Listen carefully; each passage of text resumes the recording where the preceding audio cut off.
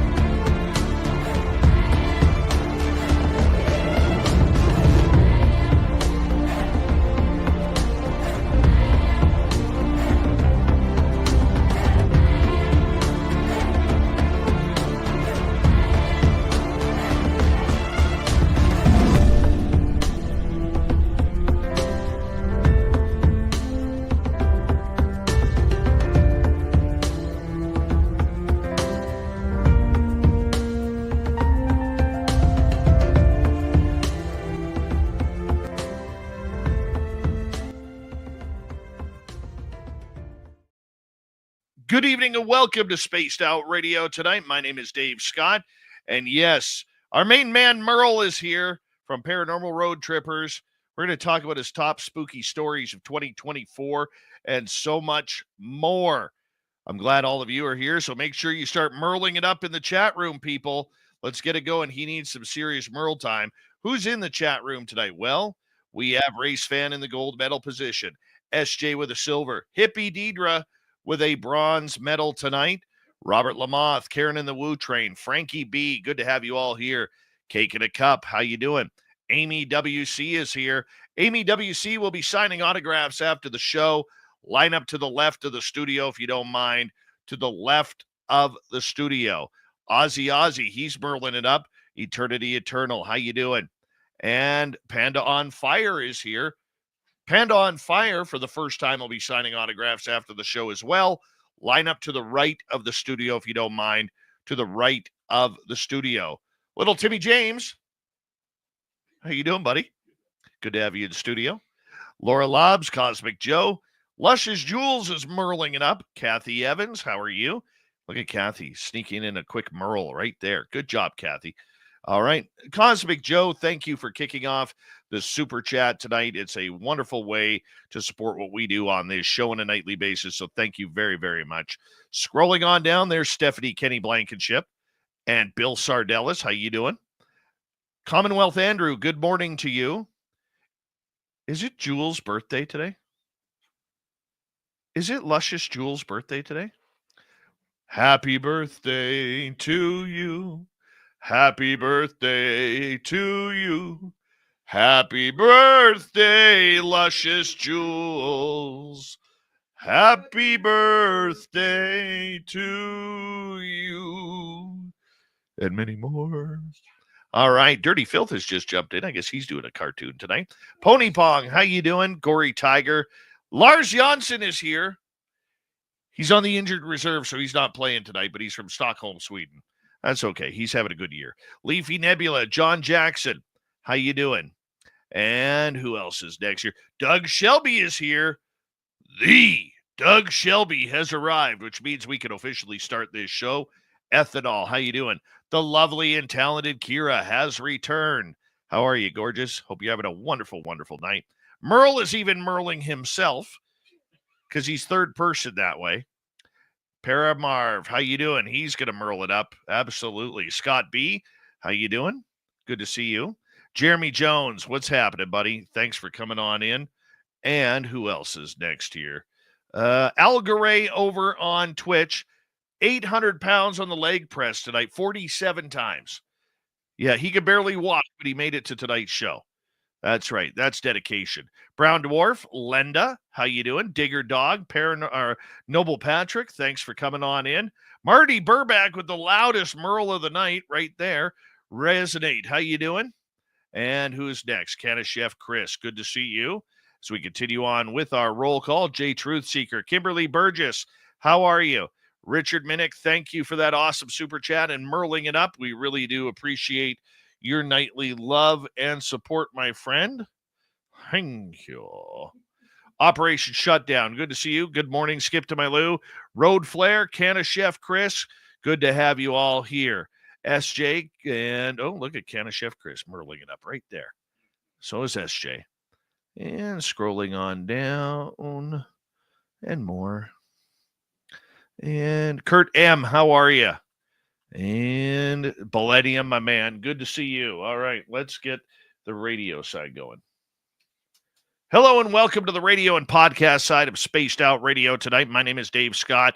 Merle is here with some spooky stories of 2014 as we are in roll call on our YouTube channel. Lee the Bee, how you doing? S. Vermette, nice to see you. Hi there, Dragonfly, as we continue on here. And who's next here? Scrolling on down. And scrolling more. Kitty catty whack. I think I already said you though. All right. Scrolling more. Vanessa, how are you? Thanks for coming on in. Good merling tonight. Hi, MJ. How you doing? All right, everybody. Warden Dragon, how are you? Throw those horns up. Let's rock.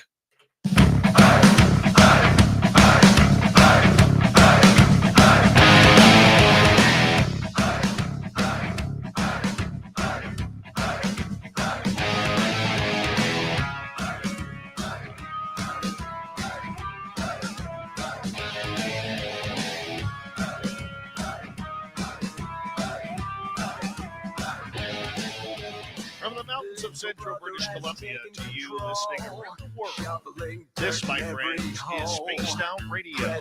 I am your host, Dave Scott, sitting in the captain's chair of SOR headquarters. We welcome you to tonight's show on our terrestrial affiliates around North America, digitally on every major podcast network. Our website, spacedoutradio.com. We have a plethora of features for you. Rock out Bumblefoot, read the Newswire, check out our swag as well. You can follow us on X at Spaced Out Radio, Instagram at Spaced Out Radio Show, and on Patreon in the Space Travelers Club. Tonight's show is brought to you by Chive Charities. Help make the world 10% happier by visiting Chive Charities today. You can find them on our website.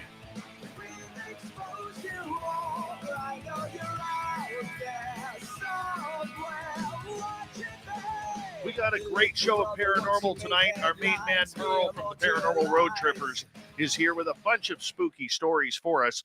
Then in hour number 3, Swamp Dweller will kick things off.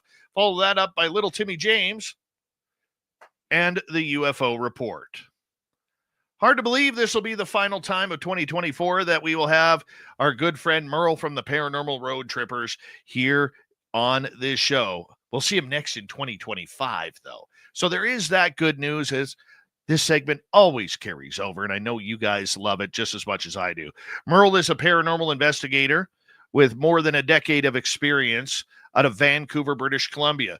He's a lone wolf in the paranormal world, not a part of any teams, doesn't believe in doing the group thing because, well, you can taint an investigation that way with false information. We're going to learn tonight, though, as Merl looks back on 2024, about his creepiest, scariest, most uncomfortable experiences that he has had this year, and much, much more. Our good friend Merl, thank you again for coming on Spaced Out Radio, my friend. How are you? Doing fantastic, Dave. But where'd you go? Once again, you're playing to the YouTube audience, not the radio. I know. Dave is wearing a camo shirt. No, it's good to be back, Dave. 2025 will mark 10 years of doing this this radio show with you. I know. Hard to believe. Hard to believe. You still like me. You know, thick and thin, they say. Absolutely. Absolutely. So, Merl, you know what? It's been a big year for a lot of paranormal stuff. You've done a lot of filming. You've been to dozens of locations this year. You know, what is your favorite part of ghost hunting? I never get to ask you that. The unknown, actually. The unknown, and trying to correlate the unknown and the folklore / legends with history and the hearsay. And I learned that going to Nevada this year. Like, you know how I went for my little side mission after our listener party. I went down to Virginia City, and I did a lot of. It's gonna sound kind of. I did a lot of self-reflecting down there with my ghost hunting, and and kind of the techniques I use when I'm doing paranormal investigating. And I thought a lot about like previous investigations, how to do investigations, and kind of how to make investigations better, not just for me, but for the field. You, for a long time, were part of a bunch of different paranormal teams, but now you are more a lone wolf in this field. And I'm going to get you to move a little bit closer to your microphone because it was cutting you out a little bit. All Sounds right, good. not a problem. But you have been a lone wolf here, and I use that term with respect, not only because you're my friend, but because I think that's what you are. You'll work with anybody, doesn't matter if they're on a team or not. Why do you choose to be a little bit more individualistic? I know there has been talk online. Why does he do this? Doesn't he join a team? What's the motive? What's everything behind it? But there is no motive. Why do you do it? We can start from back when I first dipped my toes in teams. I started off as a lone wolf. Let's go desperado. That sounds cooler. Or a highwayman. Let's be a highwayman. Um, Investigator pre 2015 because I joined my first team around 2015. Um, I saw it on the shows, man. I saw Zach and the boys. I saw Grant and the boys, and I'm like, I want to be one of the boys. So I went from investigating alone or with just a few friends of not being on a team to joining a couple teams. I got a lot of miles on my team on my tires with teams, unfortunately. And I'm okay to talk about that now. Um, I like to work alone because as you know, Dave, I'm very type A, so I might not be the easiest person to get along with, and I'm very self-aware of that. But when it comes to investigating and trying to obtain evidence or celebrating a historic location, that is my goal. Once I'm locked on that, that's it. I don't care about the dramas. I don't care about all that stuff. And I find being in a large team, you that gets diluted. As soon as you dilute your mission, it becomes a social function, which is absolutely fine. I socially ghost hunt for fun, but if you're there to on a job, as I do air quotes, then you got to look at it differently.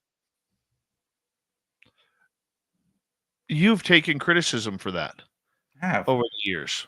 What do you Yeah, think that sorry. criticism draws from? I could sound real arrogant and say there's people just don't have the fortitude to do that when I know a lot of people want to. Um, but you just got to be true to yourself. Once you can be true to yourself and what your goal is in the field, then that's what you do. As for teams, it's totally you do you. I love working with teams. I Some of my closest paranormal friends are teams. Like example, Pair Northwest in Spokane. I go see those ladies 3 to 4 times a year, and we have the best time investigating together. And it's more like we're a collective. And I like to use that word with people. Do you find it gives you a little bit more freedom to do what you want in the paranormal rather than always having to work with the team? Yes. Um, I'm very schedule based, as you also know. um, and yeah, it's easier because you have a vision in your head and you obtain it and you go for it. And one person I do work really, really, really well with when we're filming, investigating, or documenting, and we've had him on the show is Jake from Ghostly Activities. Him and I are like peanut butter and jam when it comes to filming, and it works great because he has the same mindset. He has his own thing. I do my own thing, and when we go to film, it's kind of like a collective. So instead of having a team, you kind of have a collective. Make sense? Oh, I think it makes a lot of sense. And it just amazes me that more people don't do it that way. I mean, you're someone who I've got to know over the years, so I know your story, but I mean, a lot of the audience members don't. Mhm. In the reason why you've chosen to do your investigations that way. I know for me, I don't like crowds. I'm not a big crowd guy. And if I have people around me when I'm out in the field doing things, and you know me, I'm not a researcher, I'm an enthusiast, Mhm. but it just makes it a lot more comfortable for me in order to try and find out what I want to find out rather than having to rely on other people and a time schedule of other people. I think that's one of the big ones that really gets me, is just trying to, having to work around somebody else's time. That is difficult for me, because when I'm ready to go, I got to go, and I want to go now, and I want to make it happen, and I want to, go have fun with it. I don't want to have to all of a sudden wait for somebody to come on over and say, well, I know we were scheduled to go from like 8 to midnight, but I can only be here until 9:30. Oh, You know, personal. that kind of stuff drives me nuts. Yep. Um, you bring up me being a solo, a highwayman investigator. I really pushed myself this year with that to see if it's something that I enjoy doing. Um, when I was in Virginia City, I went to Gold Hill Hotel, which is it's a paranormal bucket list location in, I think it's just south of Virginia City. It's kind of just yeah, it's in between Virginia City and Carson City, kind of in the desert. And I was the only guest at the hotel, and the hotel, the innkeeper or the hotel keeper lives off site. So they check you in and then they go. And I was at this place by myself. And when I got into my room, I'm like, yeah, this is easy. This is easy. But then I started to do more research. I was reading, the lady there was really nice and gave me actual written stuff from previous guests of paranormal activity that's happened in my room and the other rooms around me. And then I'm like, okay, this is getting real. Um, and then I watched a bunch of the YouTube videos of different ghost hunters and influencers that have been all through the Gold Hill Hotel. I watched the Ghost Adventures episode. Um, that was one of the places they did their first documentary, so it's really old school. And I was petrified. I'm like, well, this is time for you to, you know what, or get off the pot with your investigating alone, because you have no one to go to. You have no cell phone service. And I let Jesus take the wheel that night. And it was one of the most petrifying nights I had. But you know what, Dave? You want to know what my two comforts were? What's that? I was listening to Spaced Out Radio in the background when I was having my little break. I could hear your angel-like voice, and just reminding myself that they can't hurt you, even though we've had issues in the past. But the Gold Hill Hotel, I got nothing, no paranormal activity, but it was kind of like a achievement unlocked for me to do something completely solo. Let's talk about that for a second, because you go to a location that is allegedly very, very haunted. Okay, it's had television shows there, documentaries made out of it, and you go there and nothing happens. It reminds me of when you would see, the old ghost hunters shows where they'd go to a location. And these people have seen apparitions, they've seen, things moving on the shelves, chairs moving, closet doors opening, whatever it may be. And then they go in there and they do all their tests and they're like, nope, this ain't haunted, not haunted at all. It really goes to show that, and what a lot of people may not know, is you can't command the ghosts to interact with you, No, can you? no, I agree. And so I watched all of the YouTube videos were very similar in the type of interactions they had with ghosts there. Is it haunted? 100%, I think so. Think you can kind of feel the vibes there. Like I stayed in, I think it's room 2 there, I believe. And someone can correct me if I'm wrong, but you get the smell of your classic rose perfume, because that's what they wore back then. Um, and a lady sits on your bed and you can hear someone in the bathtub. So I did everything all the other paranormal investigators did. I ran a bath. I don't have baths, Dave, but that night I did because I wanted to do everything they did to have like a baseline interaction.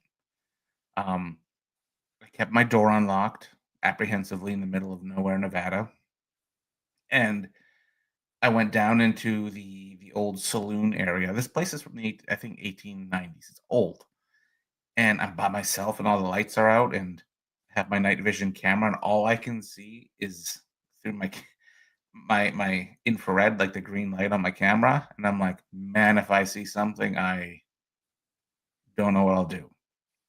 So I think a part of me in that investigation, I think I was a little too wound up, and I think going forward, I would try and just chill and do my thing. It it amazes me that, you know, it really goes to show the way you explain that you're always learning when you're on investigation. There's no formal technique. There's no formal training, and we'll get into that later because you've actually recently. Actually, let's get into that now. Sure. You've actually recently put videos up on your YouTube channel, the Paranormal Road Trippers, which we highly suggest everybody goes and checks it out and hit subscribe. But you've recently made videos about ghost hunting 101 for beginners. I have, and it's something I wish I had seen when I was starting out. Um, like I'm not saying I know everything, or I know 10% of this field, and it's basically just a video on how if you want to join a team, how to do it, how to ghost hunt ethically, how to be respectful, because you watch a lot of the shows, and a lot of it, or especially YouTube, they go in like you'll see their little taglines: "Darkest night of my life. I saw the devil." And so modern paranormal fans feel that that's what they're going to go up against or what they're going to see because their phone app is going to say dark. So they're going to be like, "Oh my god, there's a dark entity here." And that's what we're dealing with now. So am I a little angry with that stuff? Absolutely. But with my video, I go over. I'm going to do another one. I meant to do one today, but I'm probably going to do it tomorrow on how to investigate ethically. And I use the word ethically because we need to be extremely respectful in our field, especially to the dead. What is ethical ghost hunting? Ethical ghost hunting is know that location inside out before you go into it. Don't go into a historic location and be like, "Come at me, bro. Knock 3 times if you're here. Do you know who I am? I got this gadget here that's going to make you come out of the floorboards." That's not very ethical or respectful. You should know who lived there, who died there, what happened there, the year the building was built, the year it stopped being used, who's been in there, who's who in the zoo, so to speak, the people that have stopped there, if there's been any sort of crime there. You should have all this information because it's just showing respect to the location that you're trying to investigate. So when you're making a video like that, how do you start it off? I have no script and I just go on an old man rant, to be honest with you. I thought about it all day because I was talking to Jake and I was talking to a couple other friends, and I'm like, man, some of these videos are really wild out there, and I've done a lot of. I think this 2024, I think I've done over 15 events or fundraisers for various locations throughout British Columbia, and I basically get asked the same questions over and over again. How do I ghost hunt? What's the best way to ghost hunt? Where do I ghost hunt? And how can I get on a team? Or how do I find the team that's right for me? And I compiled all that and just spat it out into a video in one take, to be honest. Is there still a yearning for a lot of people to learn about ghost hunting? I think so. Yeah, yes, there is, Dave. But I think a lot of people want to learn right now. They want that right now sort of ghost hunt. And I find a lot of newer ghost hunting tech or phones gives you that right now ghost. Whereas old-fashioned ghost hunting has us sitting in a room or at a location for 4 to 8 hours, essentially talking to the air until we get an EVP or a spike in our gear. Okay, so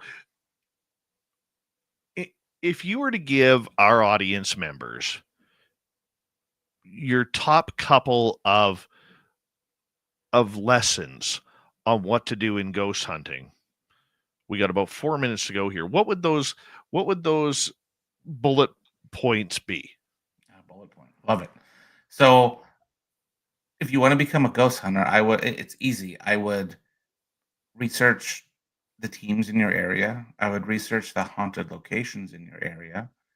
And I would also get a book on how to ghost hunt, because a lot of the books, it has what we do in bullet point, and it's very basic.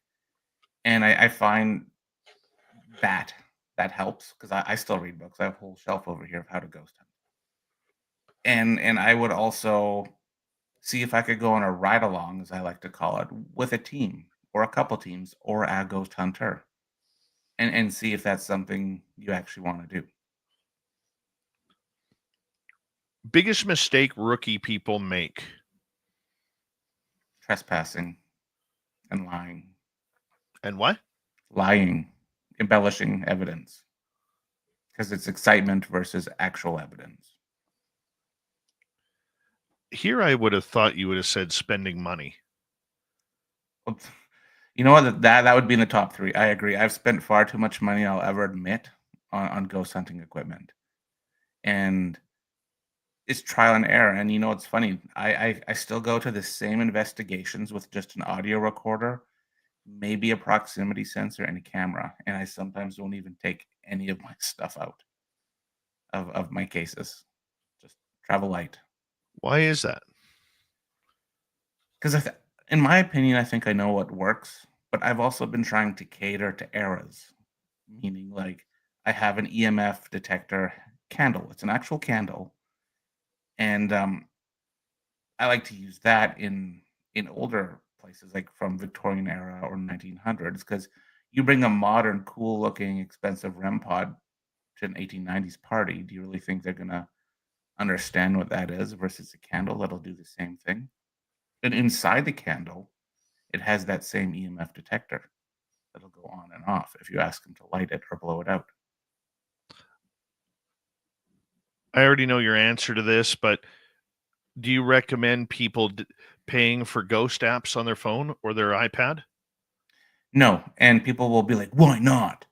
And I'll say the reason is because does your phone have an actual EMF, an EMF detector in it, or does your phone have a lidar sensor or whatever is in the SLS camera to detect anomalies, or is it just a program? Like our phones don't have the capabilities as the equipment does. So no, don't download them. I'm not going to say what apps I downloaded, because friends of mine were using these apps. One, like the stick figure one. Yeah, the SLS one. Yeah. So I downloaded that app. Cost me a lot of money, but I just wanted to see, and I wanted, like I said, I'm not an investigator. I'm not a researcher. I am an enthusiast. Okay, and I downloaded this app. I think it cost me like $10 a month in order to have it. Dang. Okay. And I can tell you, this thing does not work in the dark, which is what you want it for. It will only scan people that are there, and then it will look for objects of people that look like people. So let's say you have a vase with a chair handle sticking out. It will show like a person's body with an arm. Mhm. And you're looking at that and you're like, that's a chair handle. That's a vase. And I don't recommend it. And I cannot wait to cancel that membership on it. And like the SLS app that we were just talking about, put it this way, the real SLS has to blast a laser grid, and that's how it maps things out. Now, is our phone blasting a laser grid? No. There's no lasers in it. When we return on Spaced Out Radio, we're going to get into Merle's top 5 scariest hauntings and paranormal activity of 2024. Stay tuned, everybody. It's going to be a great show.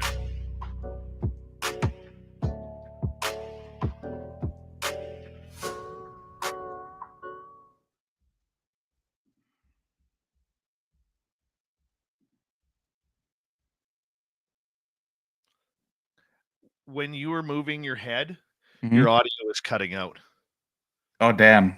Like this? Like if you pull back and move to the side, you literally sound really mumbly. We can't hear you. I'll get a new mic. Hold on one sec. Yeah. I'm doing old Canucks tonight for Merle. Like Stan Smurl. Mm-hmm. Yeah.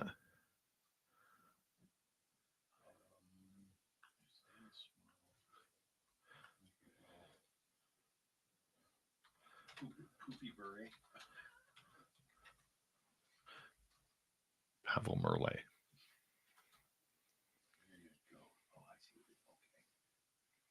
Mm-hmm. That's a good one.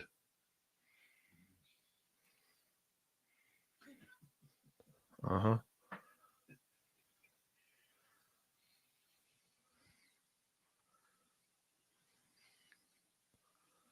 Yep. That's a good one. Kirk McMurl.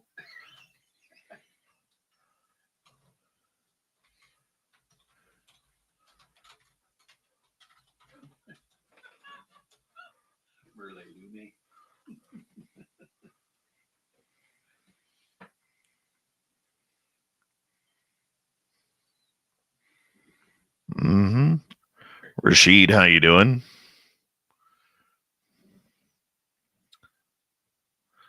Oh, Grandizer, don't even get me started on Trudeau. Oh, geez.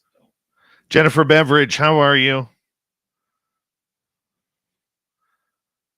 Dirty Filth, was that Whiskey who was walking around there? Or was that Gremlin?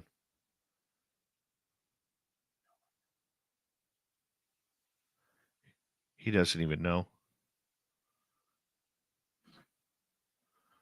Hey, Dirty Filth, give me a thumbs up if you can hear me. Was that Whiskey? Thumbs up, thumbs down. Was that Gremlin? I love Dirty Filth. Yeah. Is that better?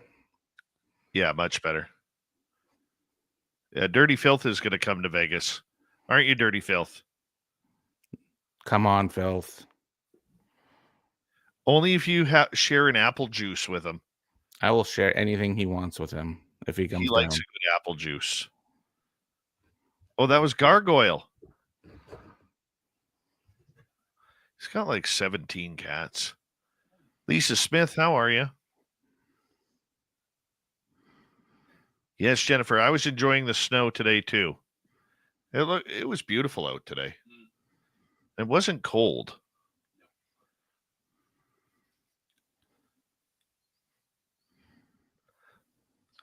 J Truth Seeker, the reason why there's no drones in Canada is because the American military is not flying them up here.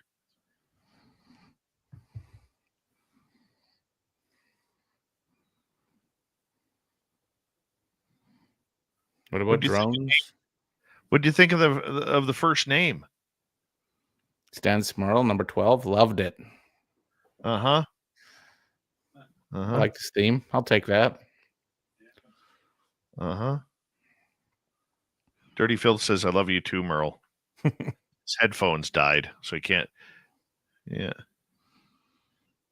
Dave, it feels weird not having a guest and you asking me questions. I'm at your mercy. I know. Hi to all of Merle's fans out there. He will be signing autographs in Vegas, May 1st to 5th. If you want to join us, we'll be at the Orleans. Uh-huh. I'm excited for that, Dave. It'll be a grand time. It'll be jolly. It'll be jolly. That looked like buttermilk. Orange juice. Oh, that looked like buttermilk. You probably shouldn't drink that. No, we got orange juice and water. Uh-huh. I woke up very under the weather this morning. Uh-huh. Yep.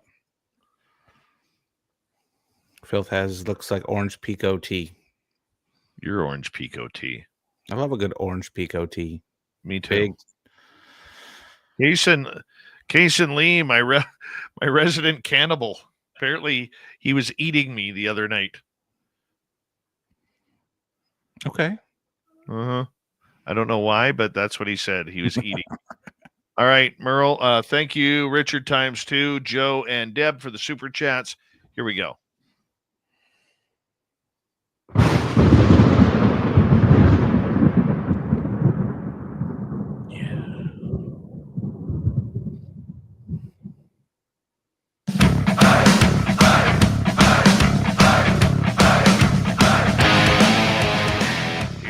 Second half hour of Spaced Out Radio tonight. Top 5 huntings of Merle in the ghost world. That's what we're going to get into. My name is Dave Scott. We appreciate you tuning us on in wherever you are on this beautiful planet we call Earth. Reminder to all of you that if you missed portions of this show or others, you know our archives are always free on YouTube, on every major podcast network. Our website, spacedoutradio.com, we have a plethora of features for you. Rock out to Bumblefoot, read the news wire, check out our swag as well. Follow us on X at Spaced Out Radio, Instagram at Spaced Out Radio Show, and on Patreon in the Space Travelers Club. Here comes Merle from the Paranormal Road Trippers, based out of Vancouver, British Columbia. His top hauntings of 2024. Here we go. Merle, how you doing, buddy? Doing great, and I'm excited for episode hour number 2, or you know what I mean, the last half of the first hour. Can we just finish up this half hour before we get to hour 2? I'm already excited, Dave. Absolutely. By the way, shout out to Mama Catherine in our chat room tonight. I love Mama Catherine. Isn't she just the best? She just had successful hip surgery yesterday. Awesome. She was released from the hospital today. She's back in our chat room tonight. We love you, Mama Catherine. Mwah! We love you. You know, I don't mention a lot of fans on the show, but Mama Catherine has pull around here. First round's on me, Mama Catherine, just like last year. Mama Catherine is planning to come to the Merle and Dave Vegas show. Can't wait. May 1st to 5th. By the way, we should let everybody know. Everybody's invited. Mm-hmm. We're not telling you to come. We're not doing a radio show. We're not doing an event. We're just going to party. And if our fans want to show up and party with us, we'd love it. So everyone's invited. May 1st to 4th in Las Vegas. We're staying at the Orleans, right, Dave? We are staying at the Orleans. Little Timmy James is going to be there. Right? He's going to be there. And it sounds like there's a lot of interest. So I'm really excited to see the SOR community and everyone come out and just have a fun weekend. Absolutely. That's what it's all about. It really is. That's what it's all about. And by the way, Mama Catherine, we're sending you healing love on your hip, and I hope you're going to feel better much, much sooner. She was so worried, and I was like, you got this. You know how I'm a little intuitive that way. The minute she told me she was going for surgery, I'm like, there's no problem. Like, what are you worried about? What are you worried about? Tim, I did it with your wife too. Yeah. She had a little bit of a scare. I'm like, nothing to worry about. You know, I just get that feeling when I just know, you know, and I just run with it. Like nothing really sounds negative. Like, you know, so I just ran with it. And that's just another check mark on the old chalkboard there, you know? So I'm going to go with that. Love a good All right. Yep. Your top 5 stories of 2024. These stories, I know you were filtering through them all night long before the show. And on the list, like you requested. Let's start with it. No particular order. What's number 1 on your list? Number 1 for 2024, actually. It's not a ghost. It's nothing scary, but I really enjoyed this last year's SOR party. Like, I'm just gonna get a couple things out of the way before we get into the spooky stuff. That was number one for me. Meeting like Lee, Jackie, One, everyone, and I could list lots and lots of people, but it was fun. And number two would be antique shopping with Kira. That was Well, amazing in Reno. oh yeah, you guys went antique shopping, We and you literally got rented a car. you actually found a pair of spaced out socks, Yep. and you brought them to me, and I still got them. I'm still Good. rocking them. Yeah. My first story I'd like to tell. This didn't happen in 2024, but this story kind of I've just started telling in 2024, and I really wanted to tell you this story, Dave, because I don't think I've ever told this story on Spaced Out Radio. This happened to me a couple of years ago, and I'm only comfortable talking about it now. So this was when I was training an officer at my work, and I deal with a lot of dead people, unfortunately, and we had to remove animals out of this person's house, and they were still deceased in their bed. And when I was training, I told the officer that they needed to get the animals, do what they got to do. But unfortunately, the animals went under this person's bed, and took a while. But she got all the animals out, and then later that night, I had an investigation and like a ghost hunt, and I go to this ghost hunt, and the medium that was there, she was like, "Mike, you have somebody followed you from a house, and they're really upset at you. Did you rob a house today or steal something?" I'm like, "No, of course not." And but then it made me think of my job and what I had to do that day, and an attachment, Dave, from work, and it scares me because I do that stuff more often than I should than I talk about. That's And nightmarish. it is, and I needed to tell you that story today. That's on my list as number one, actually. Why So, did it take you a couple of years to mention that? because it's scary and it's real. And it comes into what we were just talking about in the first half hour about respect and learning as we go in the paranormal world. And I apply this to current ghost hunting, where like we've talked about in the past, where I got choked by a ghost at a place called the Bailey House. Um, and it's to introduce yourself when you go to locations, or better yet, meet with a curator and have them introduce you and bring you through a location. And yeah, I needed to tell you that story, Dave. So I can see where that one would rattle you a little bit, mhm. because this is an everyday occurrence for you in the job that you do, and for people who don't know, you rescue animals. Yep. Okay, that's bluntly what you do, and sometimes you unfortunately have to respond to a call where somebody has passed away in their home, and they've got dogs or cats or fish or whatever, and you go take care of the animals. And I know you're a big animal guy, especially dogs. I know you Yep. love dogs, Yep. and Absolutely. and it is something that you take very personally, and I could just imagine where this spirit would attach itself to you, because you know the spirit was probably in the room trying to figure out what's going on, Mhm. and then sees you and your trainee taking away their most beloved items, which is their pets. So of course a medium is going to say you were stealing something from them, or ask that question. And going forward with that, whenever I go to these type of places, I always under my breath will introduce myself and say exactly what I'm doing. And I haven't had a problem since. So yeah, it's creepy, man. But on to the stories that the peoples want to hear. Um, Okay, what's number 2 on your list? uh, Mackey Mansion, Mackey Mansion in Virginia City. Um, this place is said to have an evil shadow figure that lurks in the top hallway and chases people. It's also said to be haunted by its old maid that worked there, as well as the Mackey family. And every show that's been on, every paranormal show that's been on TV has been there. Every YouTube influencer, paranormal people, they've all been there. So there's a lot of hype around this place. And this was the first one where I'm like, I'm going to do this one alone. So I go look at it and I'm like, absolutely not. I will cancel my reservation. You couldn't pay me to go into this place at night alone for 3 hours. Zero chance.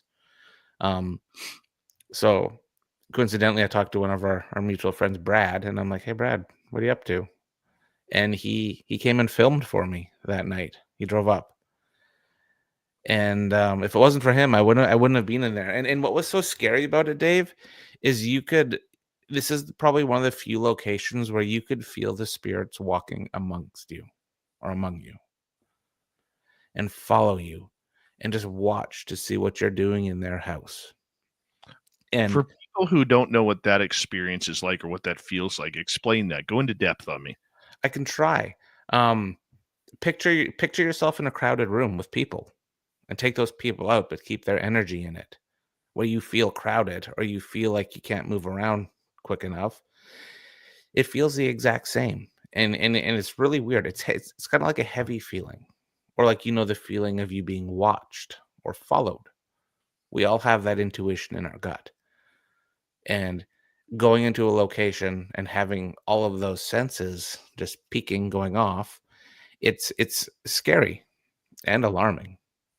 So one of the things we did, well, Brad did it, was he had a piece of paper in his pocket and he ripped it up and put it on the ground, because one of the tells, or one of the things is, if you make a mess, it's gonna wind up the ghostly maid.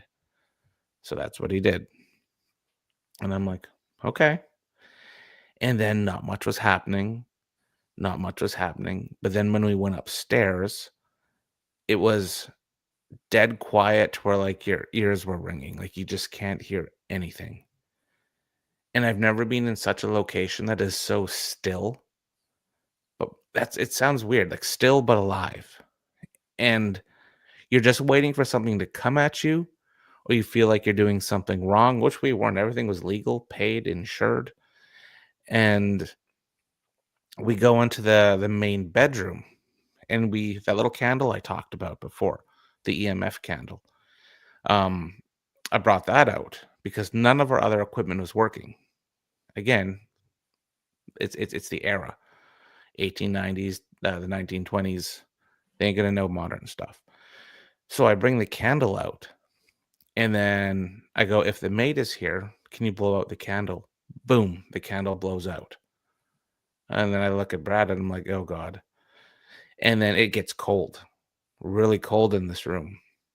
And on my Instagram, you can see I took a handful of photos, and you can see the maid behind me, the ghostly maid. After this podcast, I'll share it on my story so you can see it. You can see like the old maid bonnet and everything. It was creepy. And then I'm like, are you upset that Brad littered and didn't clean up after himself? The candle now goes on since it was off. And Dave, it was literally responding to every question we answered. No way. Or asked, yeah.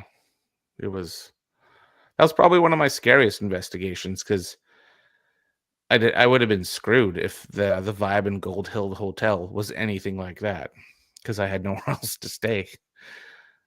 But at least Mackey Mansion, you can go in and out as you please. Describe the historic purpose of what Mackey Mansion is in Virginia City. Oh, that I should have read up on that part. So the Mackey family, they were one of the more predominant families. I think they owned lumber and the trains around Virginia City going in and out. Same with the gold. They're part of the Gold Commission. So Virginia City was very prosperous, I think, booming town back in the day. And they just had their finger in all of the riches there. And that's what they did. I wish I had more explanation. I have it all written down on my cards. So, Is it one of the most haunted locations you've ever been to? Mackey Mansion, yes, I would put it in my top 5, 100%. I'm gonna go back there next year, Dave, and try and do a different style of investigating and see So what I can pull. what would you do differently?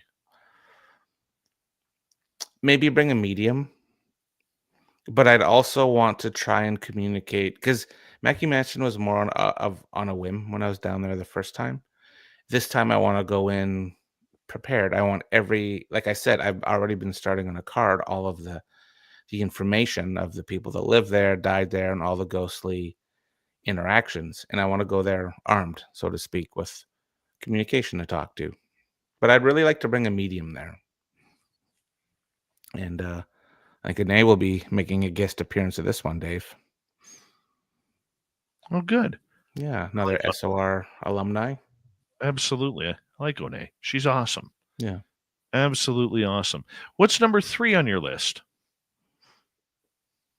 Elberton, Washington. So this was when I went out to. So Elberton is basic Spokane, it's Washington. And when I go see my friends, the Para Northwest, they always have at least 2 or 3 investigations ready for us to go do. We have our own little Spotify playlist we listen to going to these. It's a to-do. So we came across a place called Elberton. It's an abandoned wool-making town. There was a town that lived off shearing sheep and selling the wool. And all that's left is this old, decrepit church and a couple outbuildings. And the last time I felt so apprehensive was when I did 108 Mile Ranch. Remember, Dave, when the spirits were calling your name out? Yes. And we just didn't want to start the investigation. We were beating around the bush, talking, having fun. We didn't even have any of our gear out. And all of a sudden, we heard whistling in the forest. Because there's a forest around us too, right? Middle of nowhere. And then we thought we saw someone drinking coffee in the shadows, like where you could just see their outline. And then we saw all these signs, smile, you're on camera, everywhere as well. And keep in mind, there's nobody around us. This is farm town, nothing around us. And then this old pit bully type dog just comes, launches himself at us, barking at us. He was curious. He was trying to lead us back to our vehicle, which was also kind of bizarre. And then we thought we heard 2 men talking. So me and Shayla and Cheyenne, we're looking at each other and we're like, this doesn't seem very paranormal. But we're like, well, maybe it's not. But the dog is trying to tell us something. And we finally start to get our gear all ready. And then this vehicle drives past us, slows down, stares at us, turns its lights out, and then keeps going. And we're like, oh God. But curiosity kills the cat. So we're like, 10 more minutes and then we'll leave. And then this vehicle comes back. It drives into where we were. They open their door and 6'5" plus large, big dudes come out towards our vehicle. And they all had old-fashioned, like HDR, those mini tape video cameras, like the old late 90s Sonys, coming towards us. And we thought one of them had a rifle as well. And we weren't trespassing public property because you don't trespass in the States. And they get about 2 feet away from Cheyenne's car. And then they start to point the camera into the car. But thankfully, she just got her windows tinted. So the windows are up. And we book it. So that's creepy. it's a scary story. It's a cautionary tale of you never know what's going to happen when you're investigating. And to this day, we're all kind of still mind bended about it. We didn't know who it was or what they wanted. Were they stalking us because we thought we heard or saw people on our perimeter? What would they have done if they'd captured us or whatever they were gonna robbed us, whatever they were gonna do? But also, this is gonna get a little woo, but if you Google the town, there's a lot of missing people around there. So we left. I don't know how I would react to that because that stuff kind of scares me. Yep. It's not the ghosts I'm scared of, it's the living. Yeah, it's the unpredictability of it all. That's just creepy.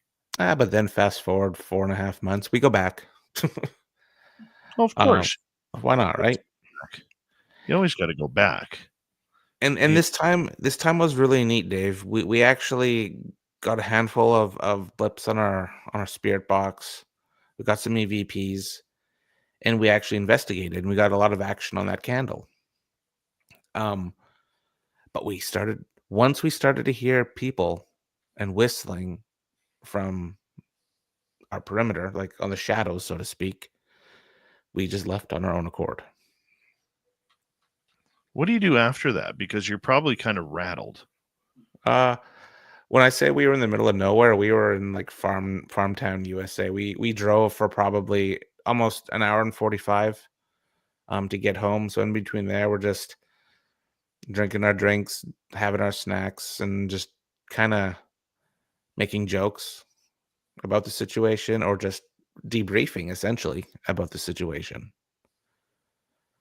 Because that could have got real so fast. There's a lot of what ifs, and it's always in the back of your head, especially now when you experience things like that. What did they do after you left? Like when you guys pulled away, when they were within 2 feet of the vehicle? I think they just watched us go because we left. 5 giant trees trying to get back in their car. It would have been slow. But no, they weren't even on our tail. We were gone. But then there's a lot of like, what did they just want to? Were they making a found footage film? Were they doing ghost hunting? Because it would have been cool to collaborate or work with different teams. But at 11:30 at night, you really don't want to find that stuff out. No, there could be a lot of different things that are manipulating that situation, whether it's drugs, whether it's alcohol, whether it's just that these aren't normal everyday people. You know what I'm saying? Exactly. And that's I tell that story now because it is a cautionary tale because people will go into parks, they'll trespass, and that's just pushing the boundaries, especially with a trespassing. Because people don't play well if they say get off my property or you're not welcomed here, right? Yeah. What do you think it was? I just thought it was some dudes that probably wanted to screw around with us, maybe scare us. But the way they had cameras already on us, like really old-fashioned type ones, it was bizarre. And they were younger, probably in their 20s, but they were very scruffy and in an older vehicle. You know, the ones that didn't have tint in the back. Mm-hmm. And I don't know what they wanted, Dave. I didn't want to stick around. I didn't have a good vibe in my stomach. I'll tell you that much. Yeah, when you get that feeling, you really have to pay attention. I agree. That's like with ghost hunting too. It's fine to try to push a little bit, but when you get that feeling of enough, then it's time to pack up because we've all learned our lessons the hard way when we don't. Yeah, it sucks when you have to go through that because, I mean, in a way, you know, you're happy that you got away safely, but on the flip side, it's like, you know, that kind of ruins a night of the whole purpose of why you were out there. It did, because that was a journey, like an hour 45 there, an hour 45 back. That's gas time where we wanted to film something, because we've heard the stories that it's haunted, and there's like you can capture EVPs and stuff there at night, and that's all we wanted, man. Just didn't get what you want. You Mhm. can't always get what you want. That's right. You know, Keith Richards just turned 81. 81 years old. I still think he's old. We got more Merle in his top 5 in 2024 coming up right after this on Spaced Out Radio. This is Spaced Out Radio with host Dave Scott.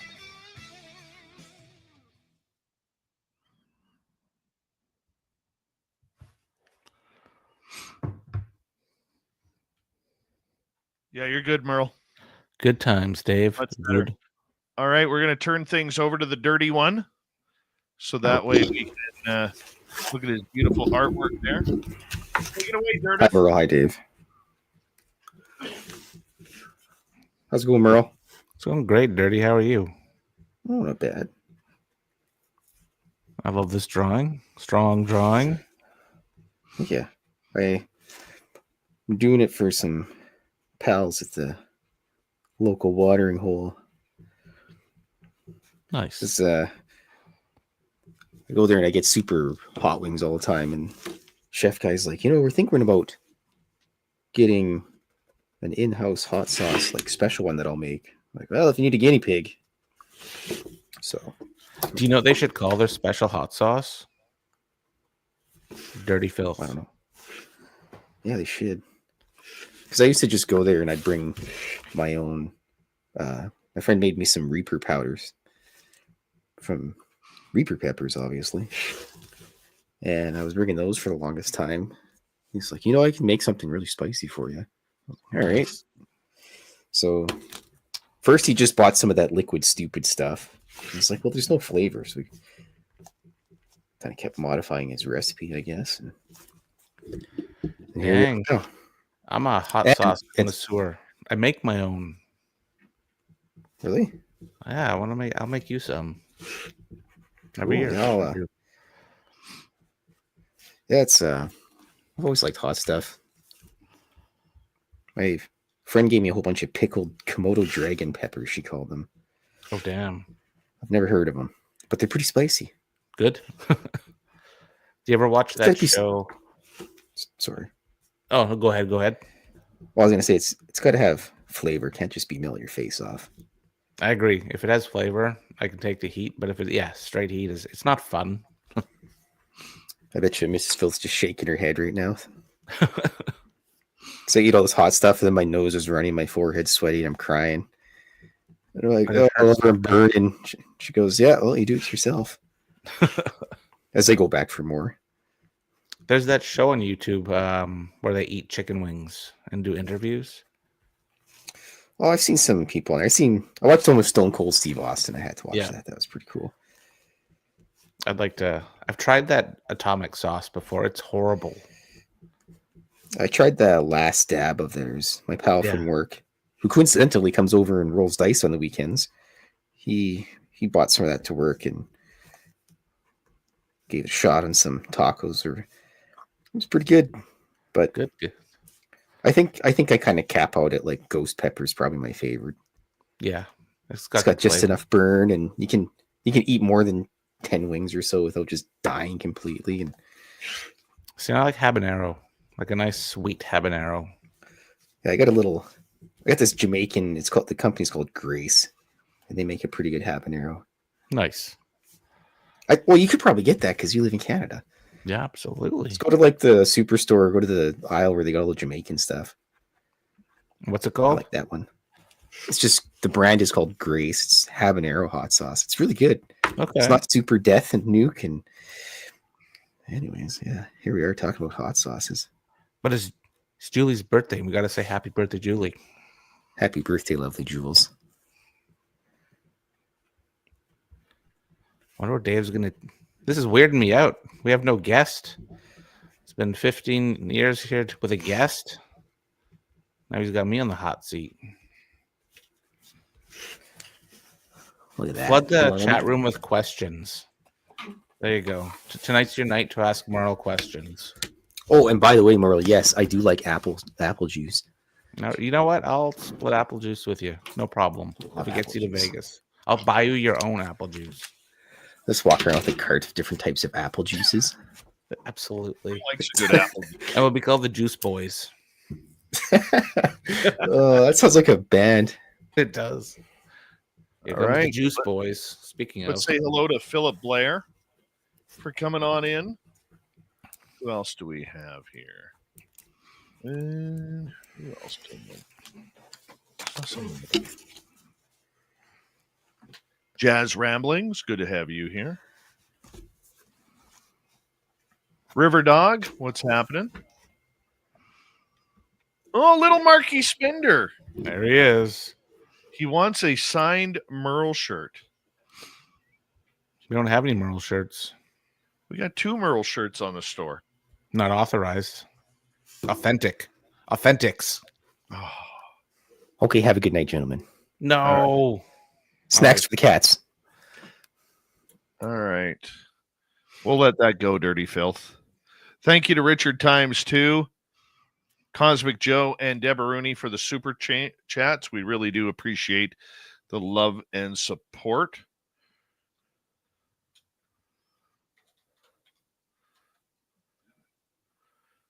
And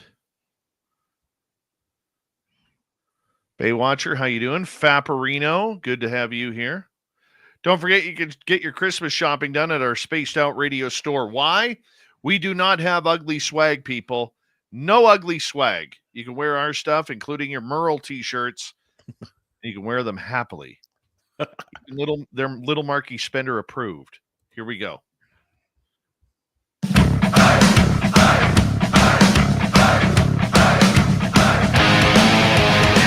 Here we go with the second hour of Spaced Out Radio tonight. Merle's top 5 scariest stories of 2024 as we talk paranormal stuff tonight on the show. Stuff. Does anybody use the word stuff enough anymore? I don't know. I really don't know.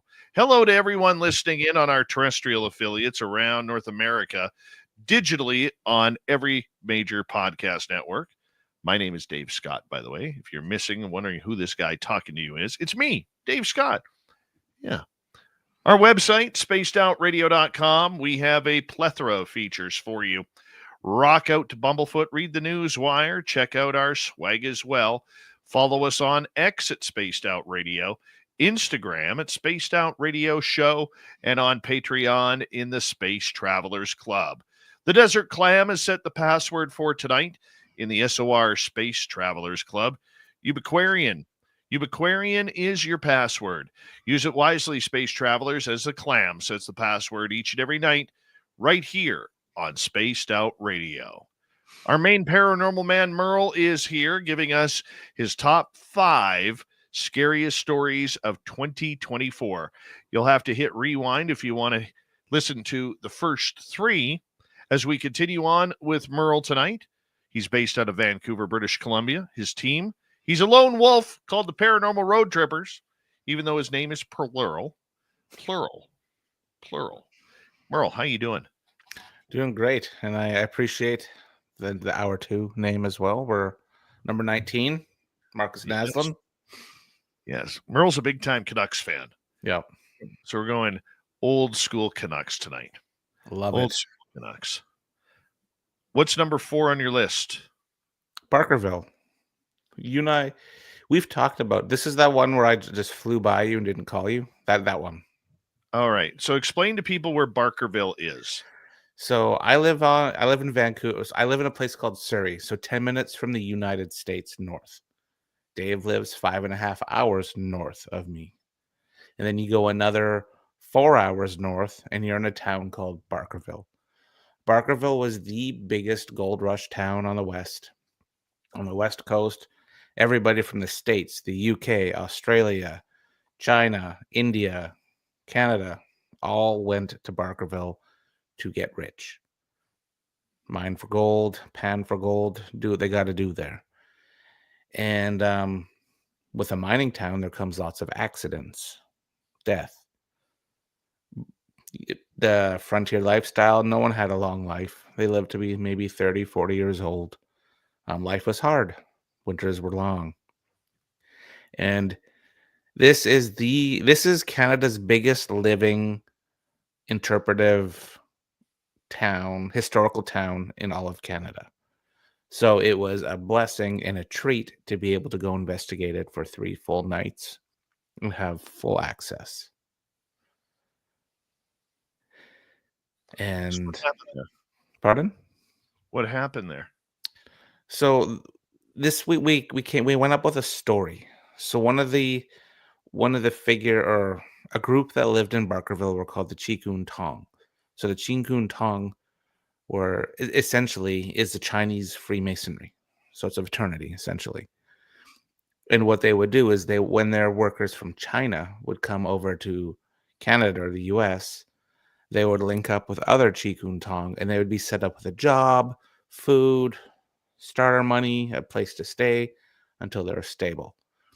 So that the Tong ran strong in the Chinatown part of Barkerville with the gold mining, the selling of things. But then there's also another group, all family, called the Kelly family. And they were a dominant family in this town, Barkerville, because they owned hotels, they owned part of the mines, they owned stores. So they're a generational family that live there. And what we wanted to do in this documentary, which should be out before January, before New Year's, is tell the story of the Tong and the Kellys because they intermingled. The Tong Grand, like the Chikun Tong Grand Master, I don't know I think that's the term, was actually the cook for the Kellys. So that's where our story starts. And we try to link the family and the Tong, but there was also some true crime in Barkerville that we wanted to investigate, where there was a man, his name was Ao Mao. He was shot in the streets of Barkerville, and the court case wasn't overly thorough, is all I'll say about that. And that's another thing we talk about and we try to learn about is the court case, and we want to communicate with Ao Mao spirit if he's still there to hear his side of the story. And just the whole history and the whole historical roller coaster of learning all this stuff was overwhelming and really interesting to learn and apply to the investigation because we shot it as a documentary. So the star location is actually Barkerville. The rest is just the supporting cast. Were you able to communicate with them? I think so. I think somebody in the courthouse was talking to us. And it was our gizmos were going off, our gadgets were going off, and we got some really good EVPs on questions when we were talking about the court case, about the history of the shooting and some other stuff. So yeah, I do. I feel, I don't know if we resolved anything, but we definitely had some sort of communication. And like one of the things that really sticks out for me is I have something called a polter tune. And what it is, like a creepy music box that you open and it plays like the creepy song. It has that on it, but it also has an IR blaster sensor. So like how our TV remotes shoot that red light to change the channels. That's the technology we're working with. So it's shooting a constant red blast. And if anything pierces that, the creepy song goes. So what I tried to do was run a courtroom, and I faced my polter tune towards the door to the courthouse. And I said, if there are any spirits or any entities in or around us that are interested in coming to chat with us or talk about any of the court cases in Barkerville or Richfield, because that's the town that's basically in Barkerville, come have a chat with us. So I'm looking at Anthony, and he was one of the investigators with us. And then all of a sudden, the temperature dips. Then we look at each other again. And then I repeat that. I invite people to, and I point to where to come sit. And all of a sudden, the music goes off the right amount of time as if someone was walking by. Like, when you're in a train station, like the thing you walk through. Mm-hmm. Then another one. And it happened, I think, 9 times. And then I put my hand out and said, come have a seat on these chairs. And I had other beepy sensors. And dude, they were going off when I said to have a seat. And just watching that happen, I'm like, dang. This is some good interaction with what I would say spirits going on. What made it a little creepy for you? Just the fact it's what paranormal investigators want is they want to experience and document the activity. But when you experience it, Dave, right in front of you like that, that's out of your control. But it's something I'll say called on. Then you're like, oh my God, it's happening. And you get excited, but you're also kind of creeped out at the same time that there's potentially the undead walking in front of you. It's just a lot of sensory overload there. You have investigated Barkerville over time, probably 24 times? I'd say close to 10, yeah. Yeah. Okay. What made this one stick out comparatively to other times you've been there? This one was planned out. The history was bang on. Everything we wanted to, like my friend Melissa Becker, shout out to her when we're talking about Barkerville, because she supplied me with a duotang, Dave, of history, certificates, names, all at bullet point, because she knows I won't read paragraphs. Because we wanted to tell this story of Barkerville and the family in the Tong accurately, authentically, and with that paranormal twist, which is what we got. And that made this investigation a lot better, well, way better than any of the other ones, because of how we talked about in the first hour, integrity, respect. We're respecting the place, the people that we're trying to talk to, because we're taking the time to learn about them before we even go up there. And the amount of interaction with the spirits, the different techniques we did up there versus other times, because this was way out of the box, it made it an extremely successful investigation, and I was quite happy with it. Number 5 on your list this year. Number 5, Dave, the Silver Queen Hotel. This we're going back to Virginia City. It's another bucket list item. And room 11. That's the room where a said lady of the night took her life, in the bathtub in there. That's what, if you watch the YouTubes, all the ghost hunters have been here too, and they stay in that room, and that's where they ghost hunt. And our friend One came and investigated that hotel with me. And I'm like, there's not going to be much in here. I checked in before they all got there, and I'm like, whatever, it's just a room. And then I had already learned about the girl that unfortunately said to have taken her life. Also, there's a man spirit there that was connected to her as well. And so I'm reading all this stuff, watching the YouTube stuff, and then I meet up with NA. And before we even started talking about investigating, she's taken over right away by whatever was in the hotel or the room. And I'm watching her, and I'm like, oh God, this is happening. And then out comes the camera. So we're filming her to see, for safety and to capture the activity. But she starts crying, and then she looks at the bathtub. Then she sits in the bathtub, and then her face changes, and then she starts talking to us in a completely different voice. And then we weren't ready to properly film how we wanted to, but then NA came back to not having anything talking through her. So I'm like, NA, can we just start over again, because I'd like us to introduce ourselves to the spirits here. So she stands up, she's out of the tub, and she's like, they already know who we are. I'm like, uh-oh. So she kind of set the tone there. And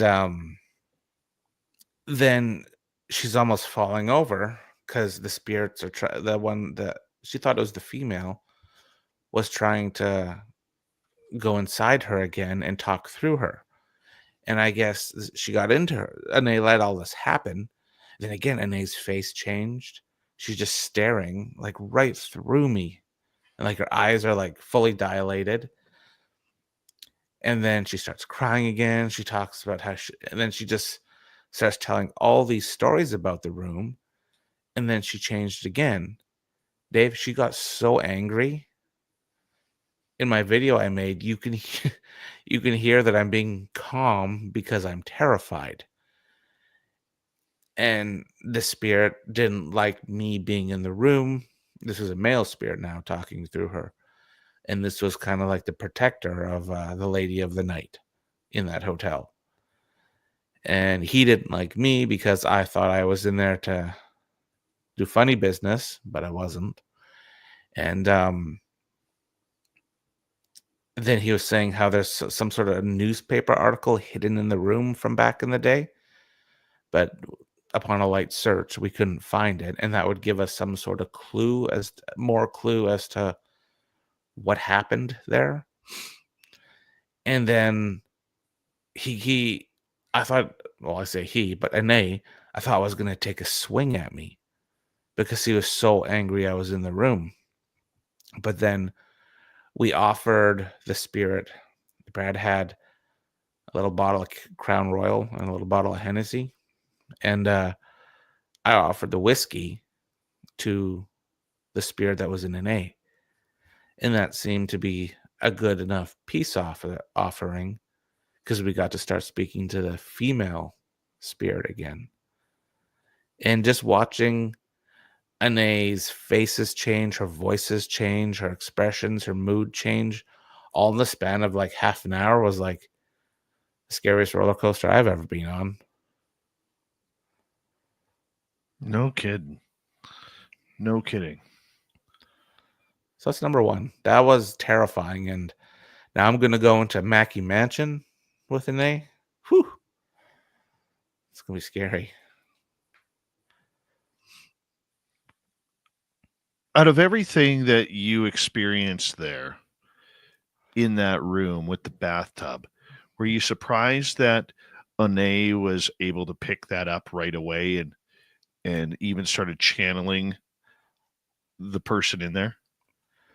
Well, it caught me off guard because I didn't think that was. I thought we're all going to go out for like a quick dinner or whatever beforehand, and I had just met Anae that weekend at the party, and I've never investigated, and that's rare of me to go investigate with someone like really quick like that, and it just all happened at once, and yeah, it was crazy.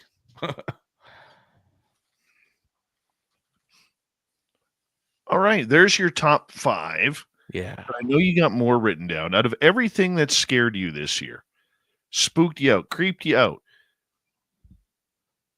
what else happened to you?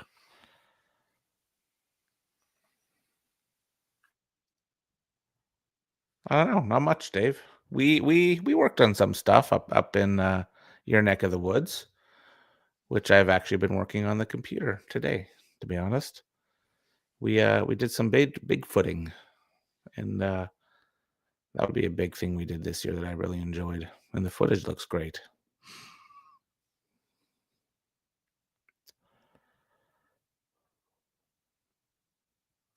Oh, I think you're muted. That's still tripping me out. Yeah. And going back at that and just bringing back the memories of it, and just seeing the raw emotion in your face and Sam's face of the thing, like, I don't know how much you want. We can talk about it all if you want, but all the things we saw there, I'm like, dude, this, like, talking to myself, I'm like, this was a top tier investigation of the things we experienced, and it's all caught. We caught it all, which is amazing. Where's your staff? Right now it's not in my living room, but it's here. Have you ever, since that staff was left for you, have you ever run any tests on it, or do you just leave it alone? I just have the vibe to leave it alone, and I think it's more of like a protecting thing. I think it's like don't mess with it, and it's got your back. That's how I feel about it with that thing. What's the energy you pick up off of that? Strong, dominant, and protective. Like in the summertime, I actually left it outside at my front door, like propped up. And that was kind of like my little nothing bad is going to cross this. Right now it's protected because of the weather, but I actually felt very comfortable leaving. I think it's meant to be left outside like that in nice weather. I would say my top 3 this year of spookiness. Our event out at Flight 21 was definitely the scariest thing that I had happen this year. And it's bothering me now that I'm being called back there. Really? And I don't know how to take that. I know what I'm supposed to do. The first 6 times that I'm there, I know what I'm supposed to do. I'm supposed to put a lawn chair or pull my Jeep up to that tight area by base camp. Yep. Put a lawn chair so my back is against the tire in the back. And sit there. Just sit there. Okay. 6 times. I know that's what I'm supposed to do. I think you should try it. So anything beyond that, I don't know yet. They haven't given that to me yet. Damn, Dave, I want to go back up there. I think those 6 times, Merle, are to get me or get them used to me. That makes sense. Yeah. So that you're not a threat. You're But I do also know this, that I need a minimum of 3 cameras up there. okay. While I'm doing this. So I need one on the Jeep looking to the front of the Jeep. Mm-hmm. I need one camera looking at me and a camera on top of the tires so it could film all around or record all around what's happening at that time. You're just supposed to sit there? Just sit there. I know that's the first 6 times. And no, I know there will be somebody with me because I won't go to that area alone. And I've got Tim here who is going to be literally booking 6 Saturdays in a row to go out there with me. That's awesome. Yeah. But I'll be honest with you, Merle, I don't feel comfortable about it. I don't feel comfortable. And I don't know whether I'm psyching myself out or something. It's not going to happen in that first 6 times, but something later on, that area when all of a sudden it just activates. It's terrifying. Yeah. That's all I know. That doesn't give you a hint onto what could go on?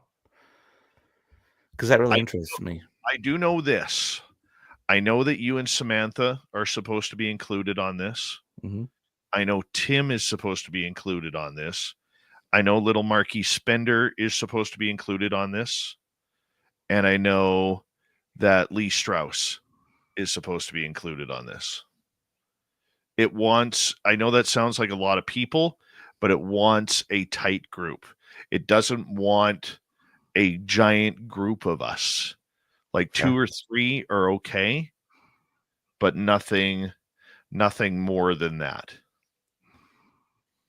And I still can't get it out of my head. Right? Like literally, dude, I think about that location for the last 2.5 months now, every day. Yeah. It's always in the back of mind, especially when we were leaving and I saw the spear in Sam's truck. I was done. That was it. That's all I needed. And that wasn't even the craziest thing of the of our investigation. The whistle scared me. That was calling us out. More with Merle when we return on Spaced Out Radio.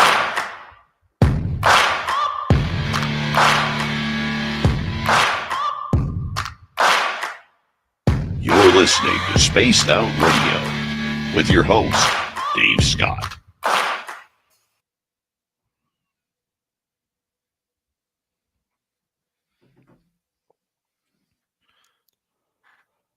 I like Grandizer. Dave investigates. He finds the culprit, pulls off the mask, and it's Trudeau. He would have gotten away with it, too, if it weren't for the meddling Dave Scott of SOR. That's so good. Mm-hmm. All right. And it wasn't a peace officer offering whiskey, or it wasn't a peace offering of whiskey to a demon. I don't feel that was a demon in the Silver Queen Hotel. I don't think I've ever experienced a demon, thankfully. I think it was just a cranky, protective spirit of the female spirit that Anae was talking to initially.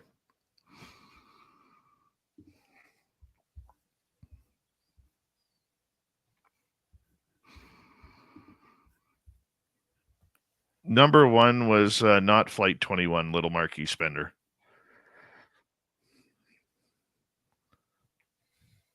I didn't bring that one up because I knew we'd talk about it. That would be number 1.1. But I can't get past watching Anae do it. I call it Anae things. Like I terrifying. What's been your favorite name tonight? This one. This one's good. Stan Merl was good. I liked it. Stan Smurl? Smurl, yeah. Sorry. Mm-hmm. Trevor Merlin. Yeah, this is good. Number 16. Hey, Little Marquis Spender, are you at work or are you at home?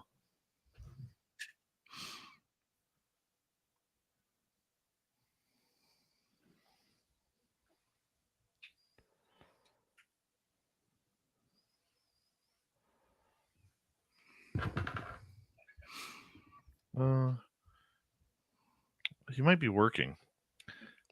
If he's at home, we'll see if we can get him on. Jessica McCreary. Yes, I do have the dolls. They are currently on vacation at a fellow investigator's house where they're spending time with her. But there's also a creepy one kind of in the back of my bookshelf. That one's haunted too. Yeah, Little Marquis Spender's homesick with a cold. Hey, Little Marquis Spender, I was homesick with a cold today. I still have a cold, and here I am. Do you want to come on, Marquis Spender?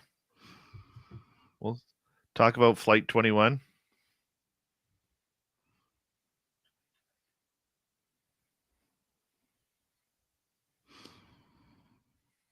I'll send you the link if you want to come on. That way you can show everybody your pajamas that are stained with Cheetos. 100%. Or butter tart juice. Oh, he's definitely got Cheetos and butter tart juice on there. For sure. Mm-hmm. It's actually been a really quick year this year, Dave. It has been. And I have really done a lot of trying to be a better investigator for the field thinking, because it's so saturated with gotcha ghosts and insta demons. Everything's a demon now. Everything's a demon. It's been like that for a number of years. Little Marquis Spender, the audience of the chat room wants you in.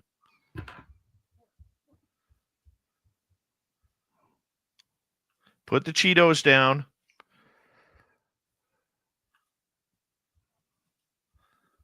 Oh, he says, no, dude, I'm already in bed. Let's just boo Mark right now. Boo. Ooh. Little Marky Spender. I'm wearing socks today, Baywatcher. I'm wearing my South Park socks. You know, I've never seen an episode of South Park in my life. Oh, you're missing out. Love South. You don't like South Park, Tim? Oh. Yeah. So, yeah, he's the kind of guy who promotes Mariah Carey Christmas songs, this guy. Dave, I thought you'd for surely have a Santa hat on today with your Santa beard and all that stuff. Yeah. Uh-oh. I'm in trouble now. Little Tara Spender's texting me. Oh, no. He's got a man-baby cold with an unhappy face. Oh. Oh, Marky Spender. That's terrible. Butter tart juice. Mm-hmm. Uh-huh. Thank you to Richard Times 2, Cosmic Joe, and Deborah Rooney for the super chats. Greatly appreciate all the love. Oh, here we go.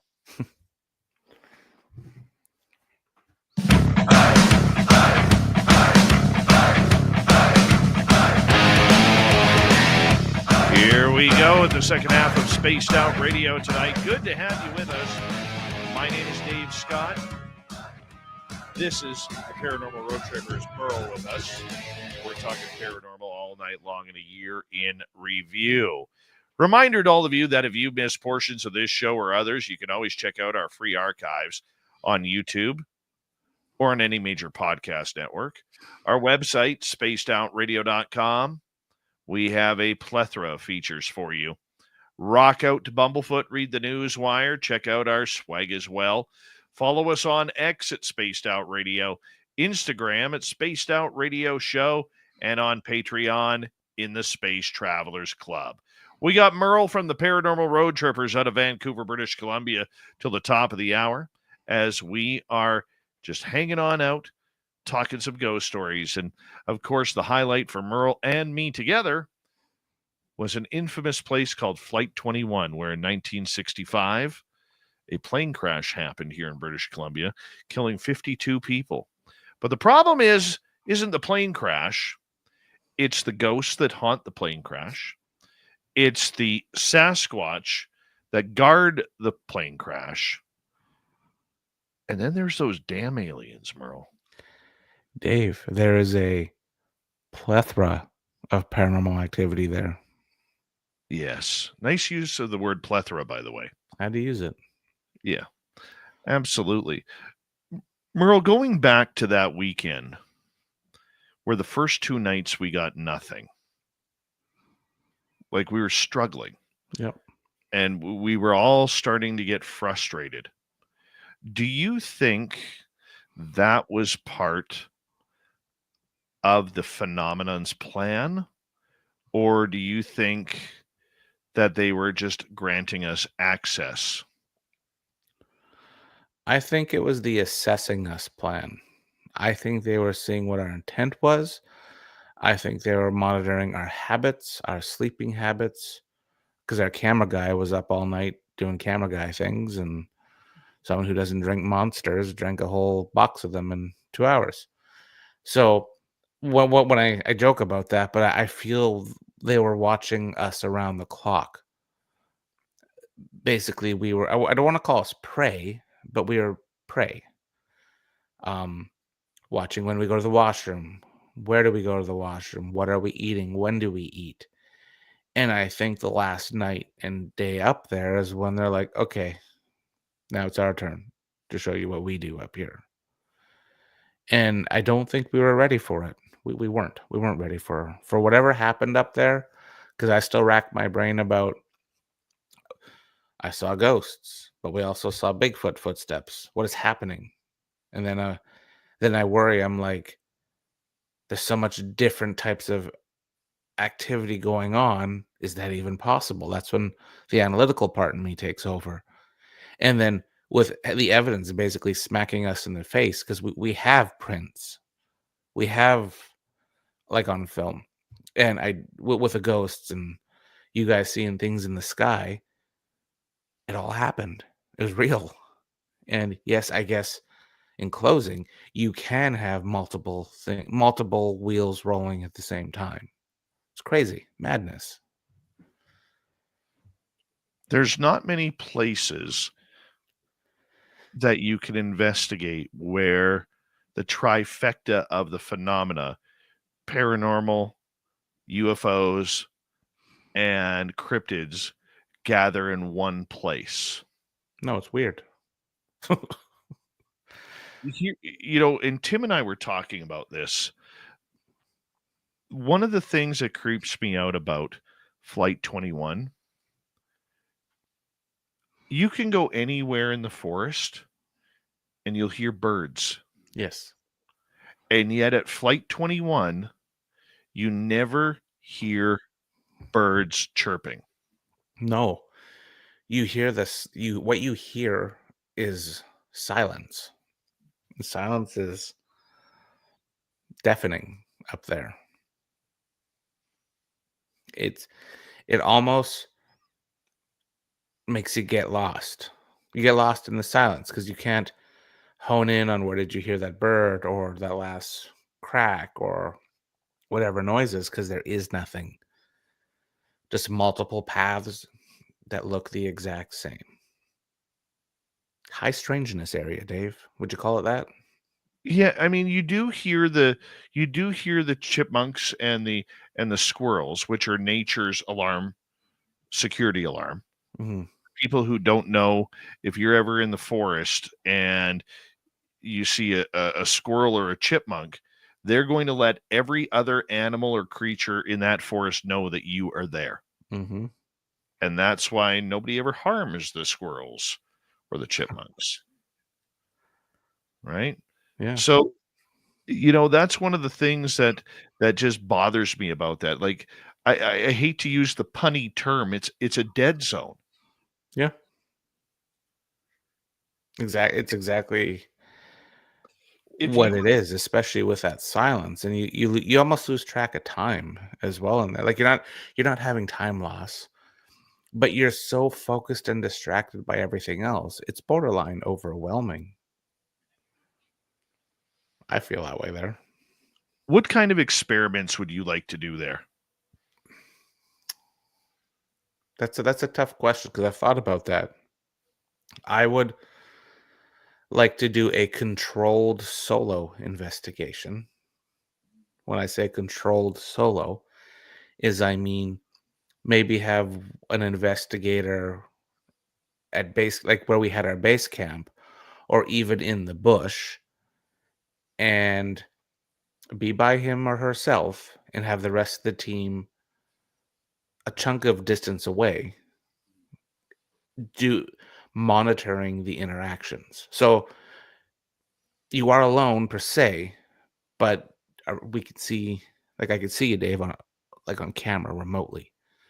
You're close enough where if something happened, you'd be able to intervene, but far enough away for that investigator to experience activity in a hopefully safe yet controlled area.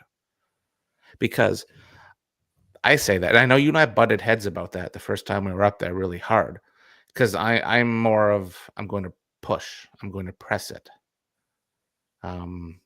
Where you're like, no, dude, stay back. And I stayed back. But I wanted to go out of sight, but I'm not sure what would happen. You said something bad would have happened. And I feel if we can try and make something in a controlled experiment situation, it could be beneficial to the field for the research purpose, because we are pushing that envelope in a safe way. Do you think whatever's there wants us to push that envelope? I think whatever's there will show itself to us, quote unquote, on their terms or on their turf. And I think that's why doing an experiment like this may be beneficial to seeing whatever it is out there. Or to be a really good found footage film. It's a joke. What do you think about the idea that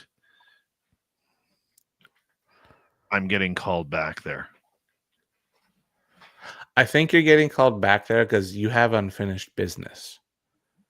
I've been up there a lot, but not nearly as much as you have.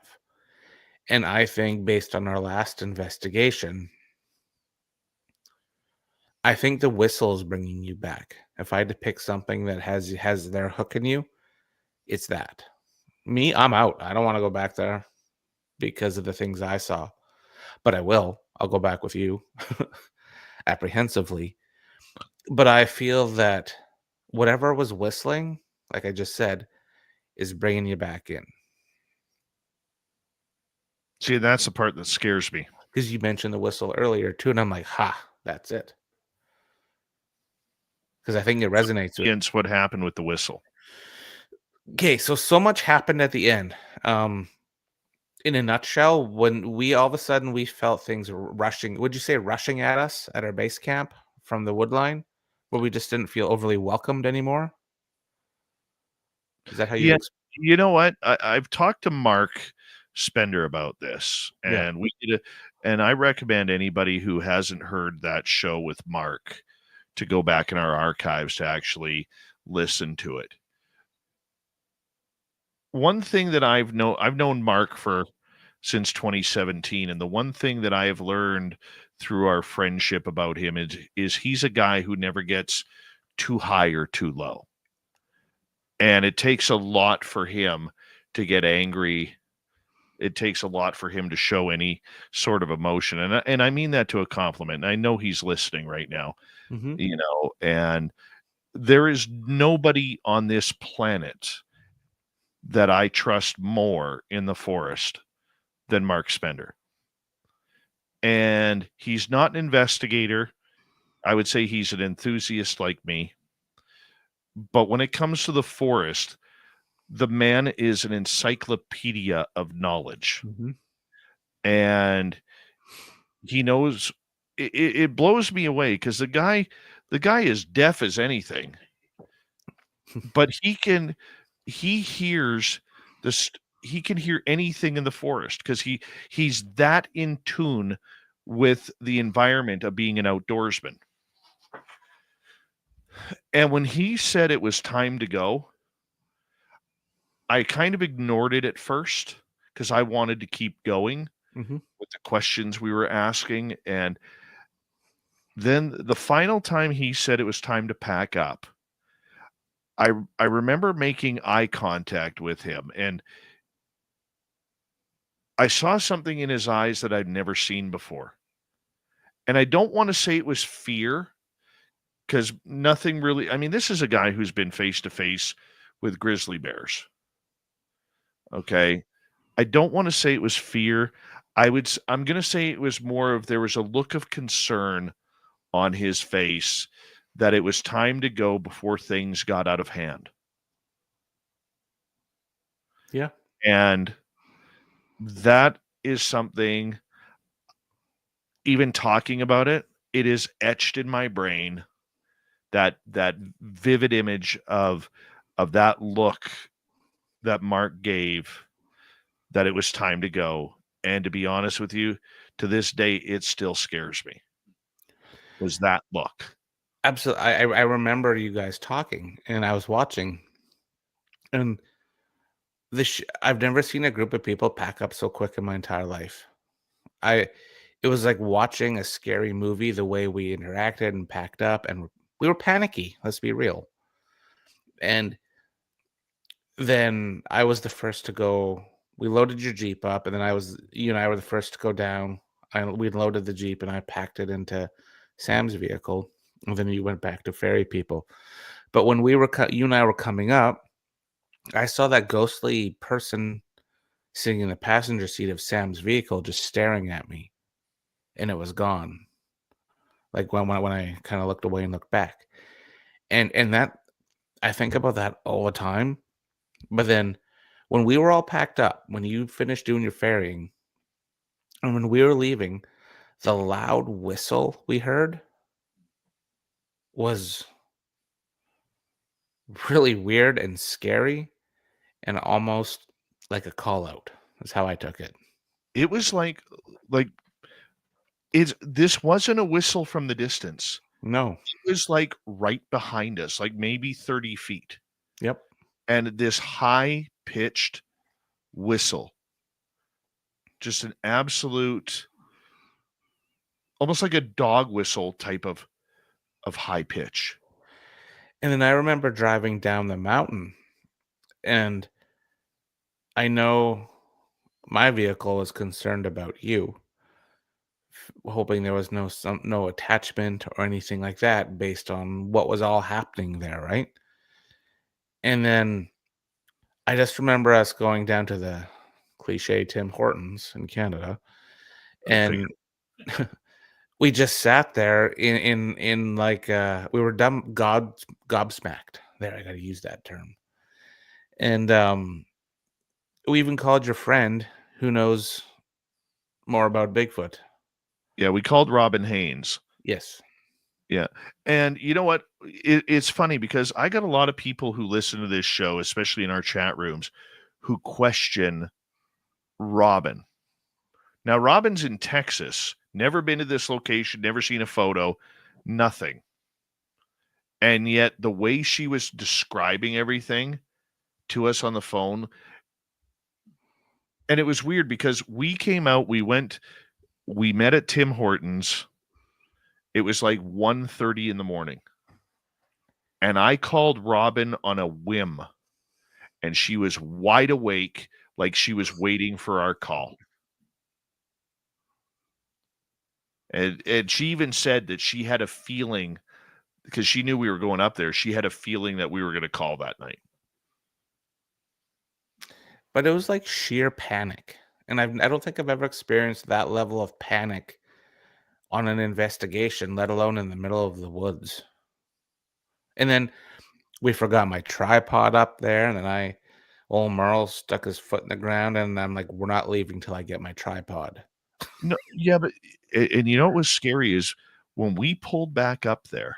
Yeah. So this is the weird part. We drop Merle off. I go back to ferry everyone else back.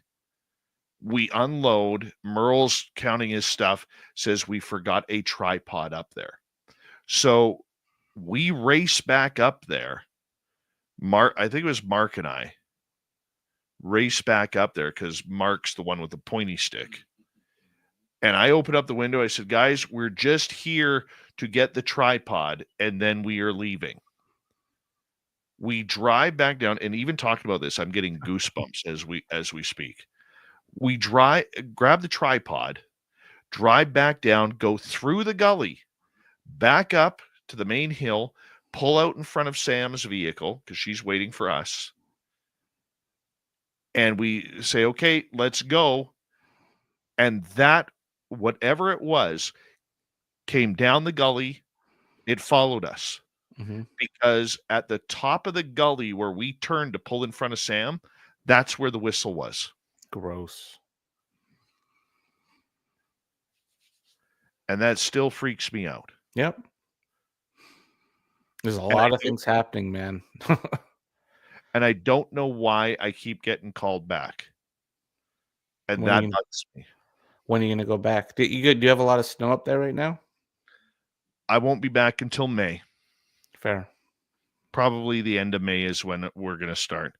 But I have to acquire some things before that. Okay. I have to acquire some camera equipment. Mm-hmm. Because I know I need 3 cameras, okay. Which means you need 3 tripods. Yep.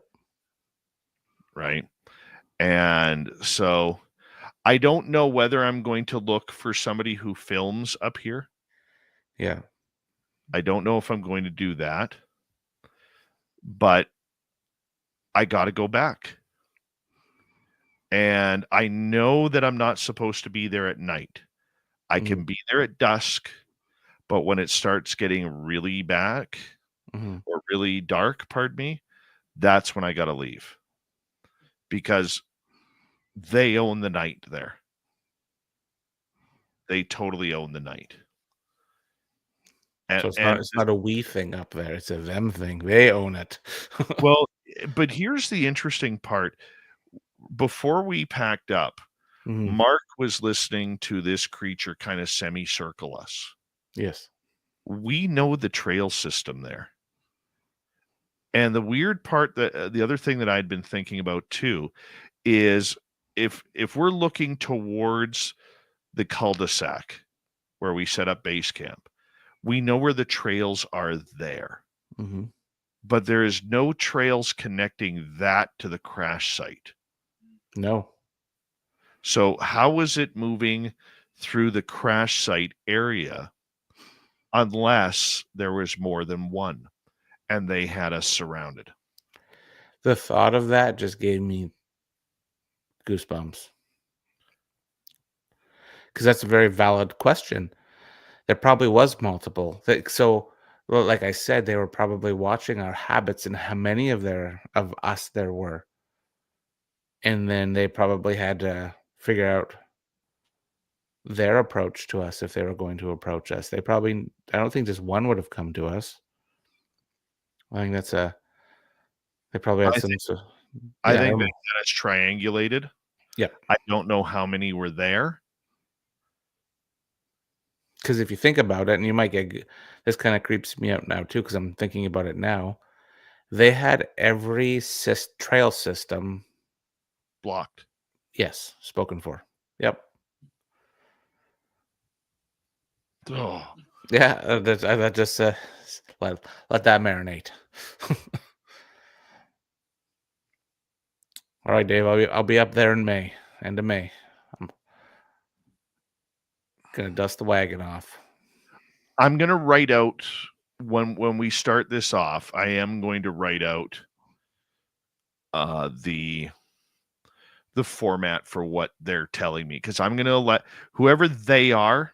I'm not saying they at the crash site, but whoever or whatever is directing me to go back, Mm-hmm. I'm going to allow it to write my schedule of what they want. Okay. And I'm not going to deviate from that.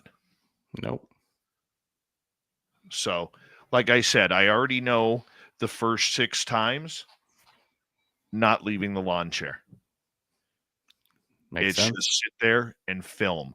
Now, I don't know if this is telepathic or not. Okay. And this is where it gets a little woo and a little weird even for me. But I've been telling them when I get that image of what they want me to do, Mm-hmm.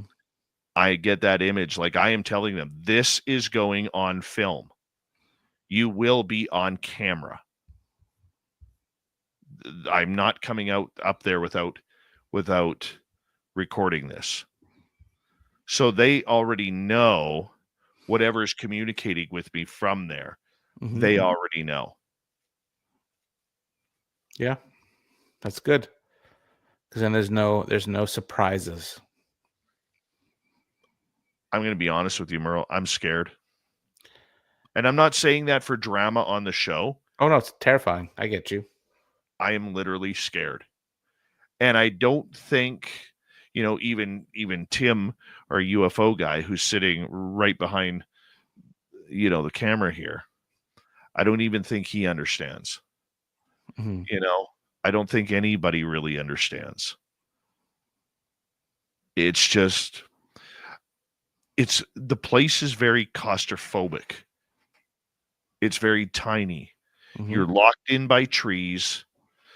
The system to get in there is about just over the width of a vehicle. Mm-hmm. The trail systems apparently are covered by Bigfoot. Yeah, and then we saw the footprints, Dave. That was a whole paranormal smorgasbord, and I can't wait to show off what we got with some of that footage. Me either, man. Me either. 1 minute to go here. What is your plan for 2025? 2025 is booking up quick. I have an event in Powell River, British Columbia. It's called the Old Courthouse Inn. It's a haunted inn, and I do an event, paranormal weekend there. I'm going to do St. Ignatius Hospital in Colfax, Washington in March. I'm doing the Palace Hotel in Port Townsend, Washington in January. And oh boy, Dave, we got lots. We got our party. That's what I'm looking Good. forward to. Merle, Merry Christmas to you from all of us at Spaced Out Radio. Coming up next, Swamp Dweller and Little Timmy James with the UFO report. We'll be right back. You're listening to Spaced Out Radio with your host, Dave Scott.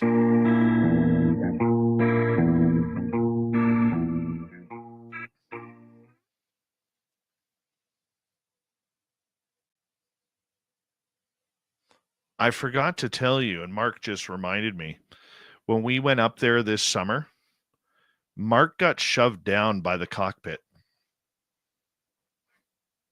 Oh, I got you on mute. Yeah, he got shoved down. Dang. By the cockpit, and literally his hip fell on a triangulated rock pointing up. Weird. Yeah. Was that in the daytime or nighttime? Daytime. Wow, that's terrifying. Yeah. Anyways, bud, I will plan things out, and I'll call you in the next couple days. Sounds good. All right, brother. Take Ciao. care. Bye. That's our man Merle right there. We'll be right back, everybody.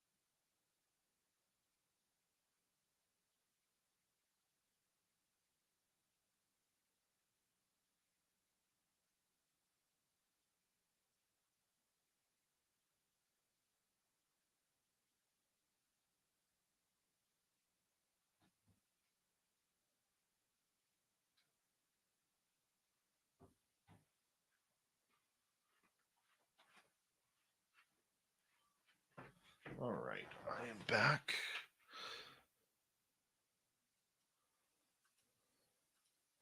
Let's get for camera.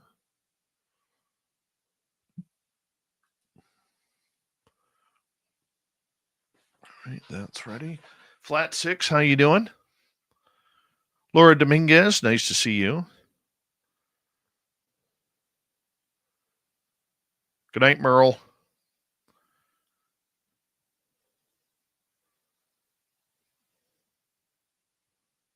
And of course, I will be updating all of you guys on Flight 21 as well. What's happening there?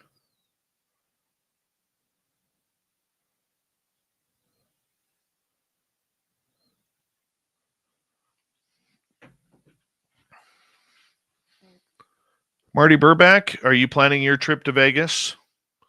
We want to see you there. Hi, Chris.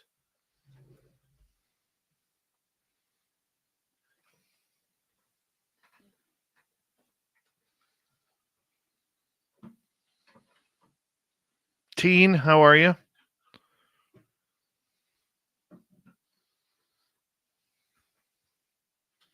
Contrary One, how are you? Thank you to Richard ×2, Deborah Rooney ×2, and Cosmic Joe for the great super chats tonight. Yet you can't see me, Juliana. I'm camouflaged.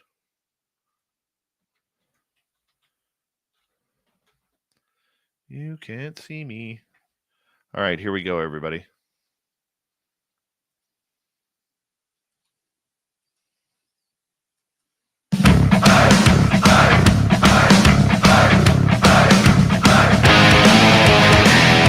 Here we go with the third and final hour of Spaced Out Radio tonight. Good to have you with us. My name is Dave Scott. We always do appreciate earning your listening ears wherever you are on this beautiful planet we call Earth. Hello to everyone listening in on our terrestrial affiliates around North America, digitally on every major podcast network. Our website, spacedoutradio.com. We have a plethora of features for you. Rock out to Bumblefoot, read the news wire, check out our swag as well. Follow us on X at Spaced Out Radio, Instagram at Spaced Out Radio Show, and on Patreon in the Space Travelers Club. The Desert Clam has set the password for tonight in the SOR Space Travelers Club. Ubiquarian. Ubiquarian is your password. Use it wisely, Space Travelers, as the Clam sets the password each and every night right here on Spaced Out Radio. Let's head to the swamp. Hello and welcome to Spaced Out Radio's Swamp. I'm Swamp Dweller, and tonight I'm going to take you on a mystic journey of the unknown, sharing tales of monsters, legends, and nightmares. Welcome to the Spaced Out Radio Swamp. Hi there. This is my first time submitting a story on a podcast, so I hope I've articulated it well enough. For reference, I'm a college student living in London. Classes end at around 1600 for the most time. In winter, the sun sets around 1500. As you'll see, this will play a vital role later on. Usually, I take the bus with my friends and enjoy our laughs and conversations until we go our separate ways. For context, I have approximately 25-minute walk after I get off the bus to my house. The street I get off at is very loud, filled with restaurants and shops. It's not some dark, empty, and desolate street by any means. However, I usually take a shortcut on a street veering right off this commercial street to get home. Immediately, this street will give you seedy vibes. The juxtaposition from the radiance of the main street to this one is absolutely undeniable. If you listen to music with your headphones, this street would immediately urge you to remove them. It goes for around 300 meters or so. It's slim, the apartments are on one side and a brick wall on the other. The worst thing is undoubtedly the silence. On rare occasion, once a month or so, I'll see one person walk through the street. Only the faint, far sound from the distant sirens can be heard when you pass through it. Finally, it could be better lit, to be honest. There's very few street lights, and it's very dark. As usual, I took off my earphones this particular day when I started walking through this area just to be extra precautious. Occasionally, I'd turn around, checking my back. Get that feeling. I know it's cliche, but that particular day, I just had a sensation. Something inside me told me to be extra careful. I forgot to mention a short part during the halfway point in this walk, somewhere about 30 meters long of complete pitch darkness. Here, the houses and walls are replaced by empty roads with no ending. Every time I walk through that short section, I take it upon myself to speed walk until I reach the light. As I neared the dark interval this day, I heard a very faint, yet undeniable rustling. Strange, I thought. London isn't an exceptionally safe city, so I considered that some mugging might be involved. Yet, I was in for something much worse. I stopped for a second, listening to my surroundings very intently. Hey, maybe it was a fox. Maybe it was a cat. Who knows? I waited, but I heard nothing. I continued my stride and sped up as I entered the complete darkness. At the same time, two things happened. First, a ruffling sound, only louder. Secondly, I saw something off to my right in the darkness. It was a horrifying figure, a worn, white, and pale face contrasting in the darkness. When I heard stories like these on podcasts, I only dismissed them as people exaggerating or lying for attention. But for just a split second there, I felt genuine fear for the first time in my life. Its eyes were glossy and black. Its body was thin and white. It made a sound that sounded almost like a pig mixed with a human cry. I ran. Every few seconds I would turn back and look behind me. That thing never came out of that pit of darkness. I only saw its disgusting face staring at me. I didn't care. I made my way home in record time that day. I haven't seen that thing since. I don't know what I saw. I can't recall anything else from the creature. I don't know much about cryptids, but I'd appreciate some insight if anyone has any idea what it could have been. I still need to take that shortcut on my way home to get to college and stuff, but I don't know if I want to. Well, there's nothing spooky about that one. No. Swamp Dweller there hanging on out with us, kicking off hour number 3 as he does each and every night, hanging on out and joining us. If you want more, head on over to YouTube, type in Swamp Dweller. Make sure you hit subscribe on his channel. He's got thousands of stories for you to listen to each and every day. All right, let's go to the UFO report. That is an interplanetary flying space saucer.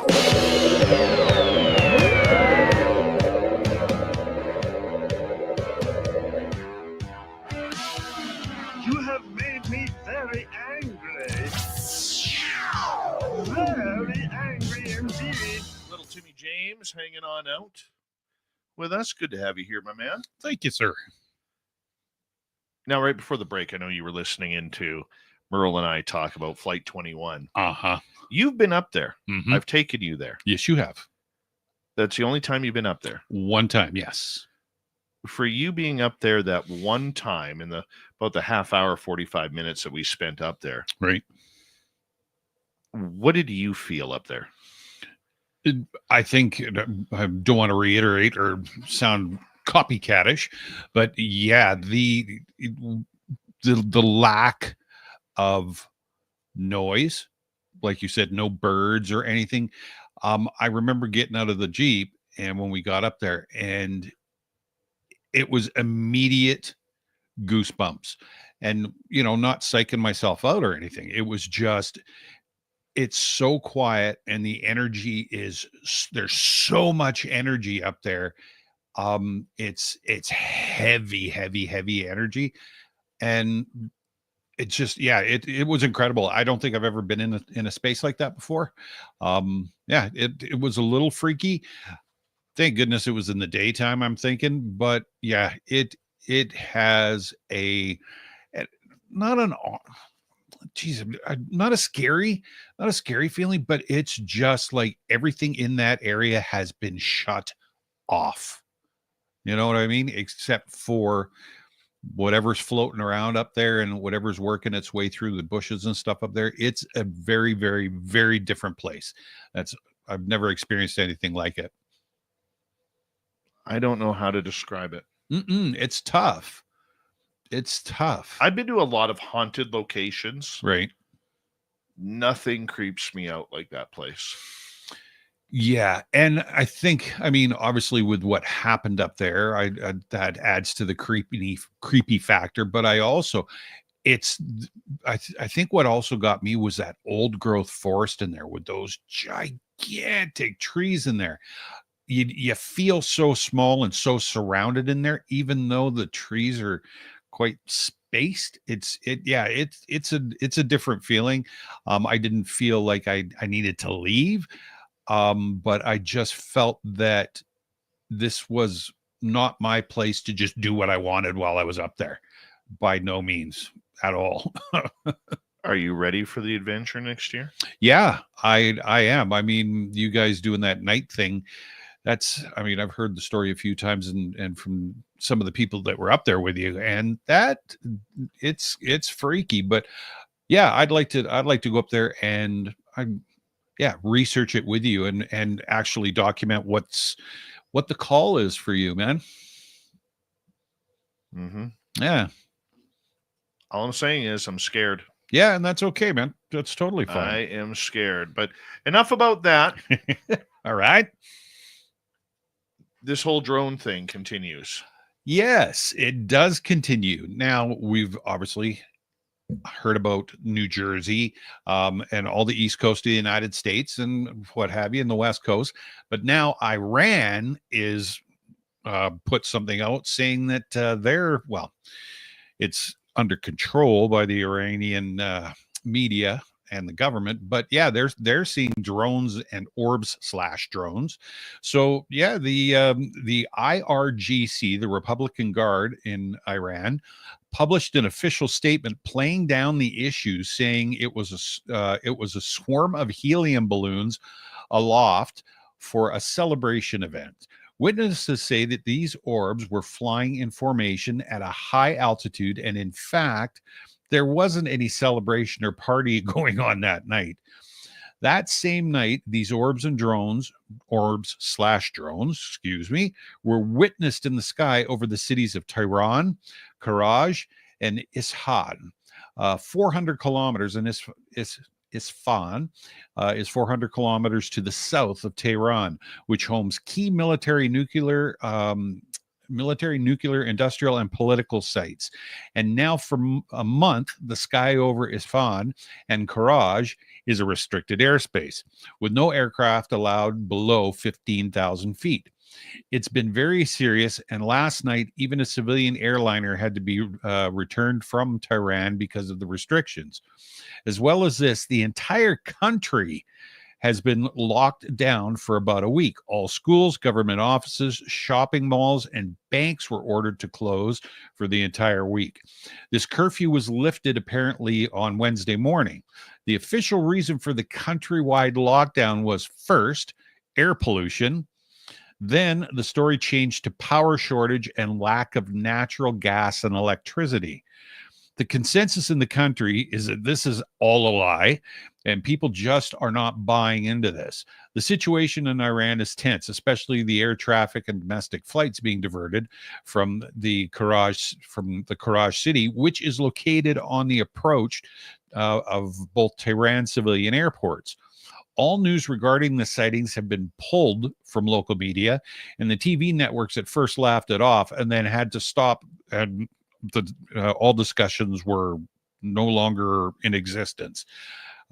There's been a lot of high-profile sightings over sensitive airspaces over Iran during recent years, and even the Iranian air defenses reacted to them, then stating they were not hostile objects. Nobody seems to be interested in reporting or investigating these sightings. Geez, I wonder why. They're in the hundreds, and almost none of them are explainable. So now we've claims have, crossed the pond on the other side of the world. The amount of technology that is over the Middle East, it doesn't surprise me. No. I don't believe it's alien. No. I believe that it are probably spy drones. Mm-hmm. We're going to start seeing a lot more drones come through now. Oh, yeah. There was a question in our chat room earlier. Have the drones come to Canada yet? And we have basically said no. Mm-hmm. Because we only have nuclear energy facilities. We don't have anything else. Exactly. But I do believe, though, that with this increase in drones, and I know Sweet Robbie G, our after hours host, has been going hard on this recently. Big time. I do believe that they're probably garnering the attention of our alien friends who are visiting our sky. Sure. And I'm pretty sure, oh, Rob just responded, drones aren't going to Canada. Aliens hate hockey. Rob. Oh, Rob. Buzzkill. Yeah. Yeah. You know what he's getting for Christmas from me? A hockey puck. Oh, yeah. He's getting a hockey puck for Christmas. I- Yeah. He'll probably put it on his mantle as an ornament. Exactly. Yeah. Of But course. anyways, I think that with all this stuff going on, Mhm. there is an interest. We are the greatest reality TV show in our universe. Yeah, no kidding, right? And probably within every universe around us within at least 2 million light years. Oh, yeah, okay. Okay. Fair enough. I give us that. Okay. Okay.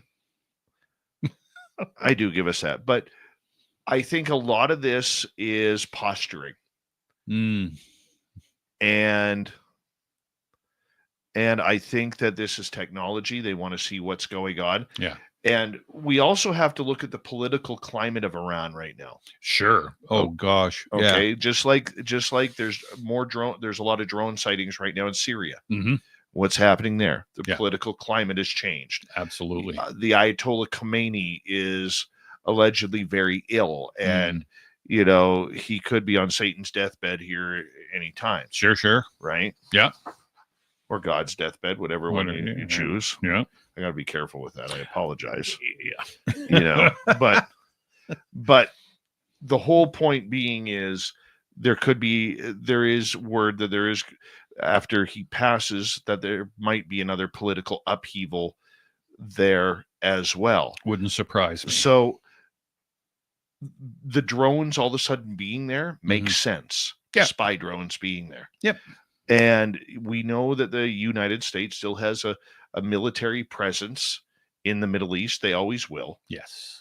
All right. Oil is too rich for the Americans not to be there. Yeah. And that oil needs some freedom. Yeah, that's exactly. Okay. That oil needs a lot of freedom. Yep. So I don't find it very, very surprising Mm, that the drones are being seen there. no. Good point.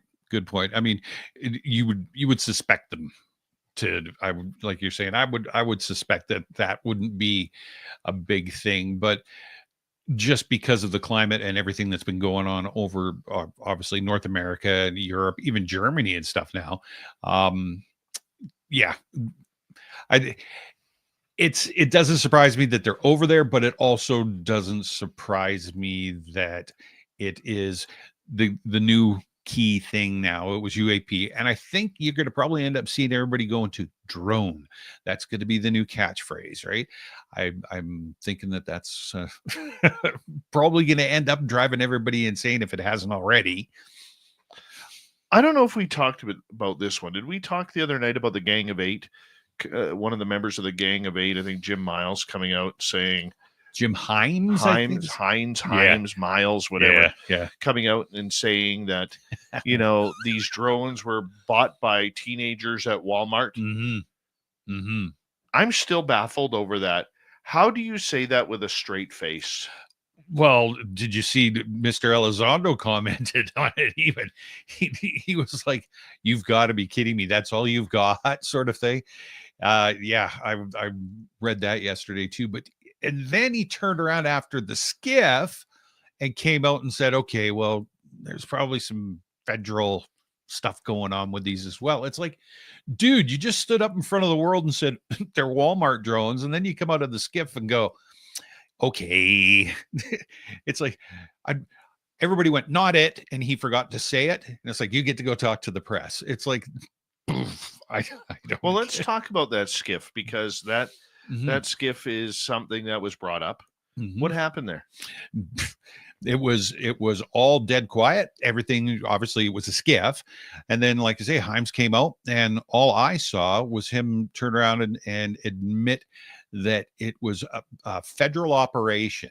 Now, I think Askapol questioned that, and then, if I've got the chronological in the order correct, when Askapol Matt Laszlo said, "Could you clarify?" He reverted again and said, "Oh no, they're not. It's not government. I don't even know." So that skiff, I didn't get any more information than Mr. Himes going, "Yes, no, yes, no. Do you take it? I got it." Like it just didn't make any sense to me. And I mean, and then even Biden coming out yesterday, and I have to say, him standing there and going, "Well, these guys all just wanted to jump in with the other fellas." I don't think he even has a clue what's going on either, right? So I don't know. I think they're still scrambling. I'm really lost, and like I say, Elizondo was even like, "Come on, guys, this is all you got. You pledged an oath to this country, and that's all you've got." I think was his quote. I was like, A big shot there. Yeah. Big shot across the bow. Yep. Now, I actually saw a picture of one of these skiff rooms. Mm-hmm. I thought it was just like a regular room that may have had soundproofing around it, thicker doors. Yeah. This thing is like one of those cargo containers with like a bank door, like a vault door on it. Oh, really? Yeah. Holy.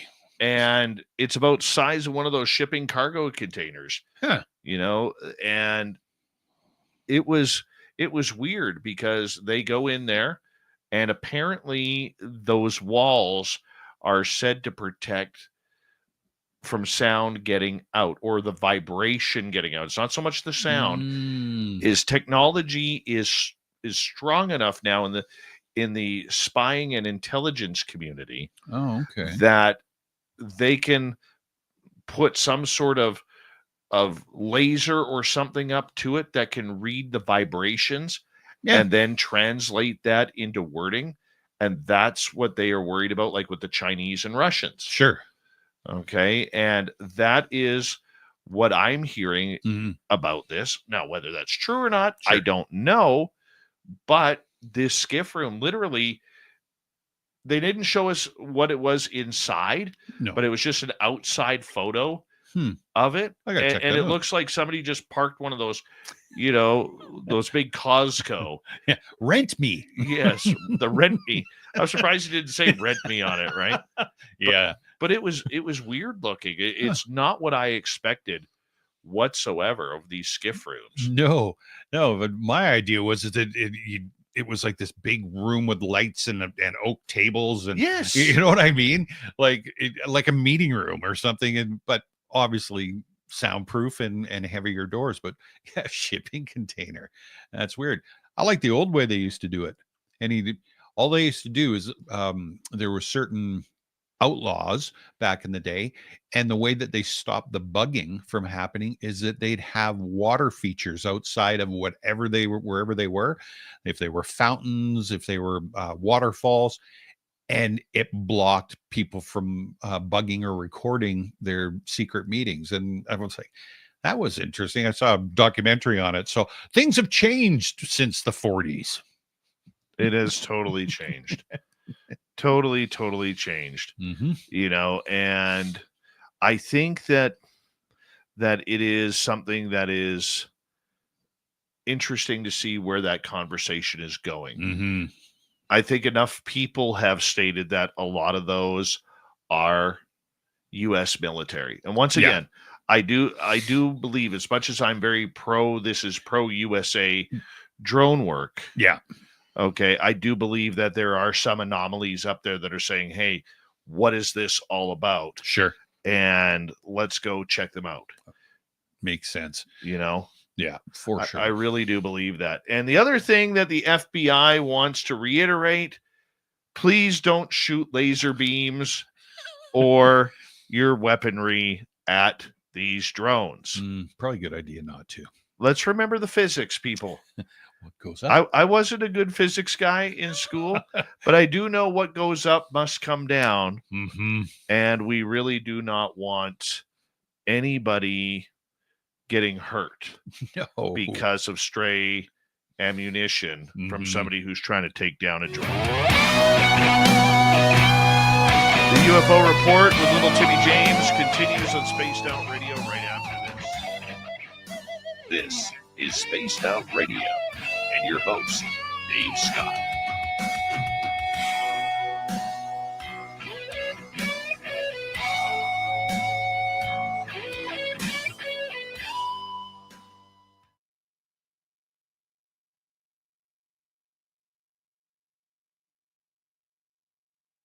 It's a good time tonight. Yeah. Well, you got to love it when Merle's on. Oh, yeah. Oh, yeah. Yeah, that show went by quickly.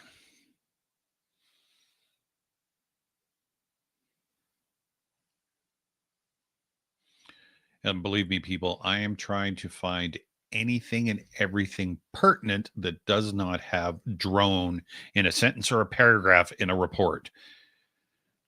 It's like trying to find frog's fur. It's not there.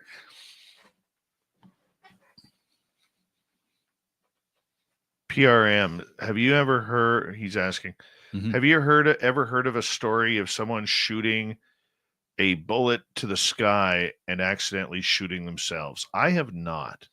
No, I think Mythbusters tried to do that, and I don't think it worked for them. But yeah, I have not heard that. I've heard wives' tales about it, don't get me wrong, but I don't think I've ever seen something in the news or heard anything. No. But yeah, Mythbusters tried it. I remember that episode, and they had pointy sticks, and they mounted them, and they were wind calculations and stuff, and then they had their crash test dummy, and they getting close. And then when they finally figured out their trajectory, these things were coming down, and they were just like stones. And it was like they were going into those ballistic gel. I was like, okay. So they said, well, it wouldn't kill you, but it'd hurt you. I don't buy it. I don't buy it. I don't want to be standing under a bullet falling from the sky.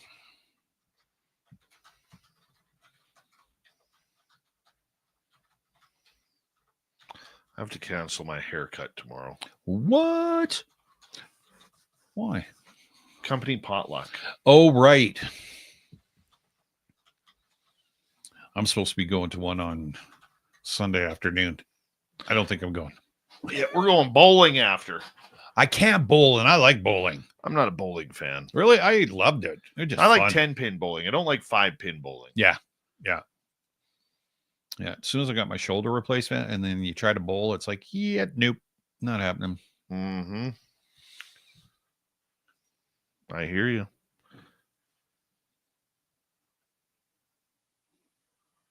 Hey, Dave Tiger Williams. How you doing?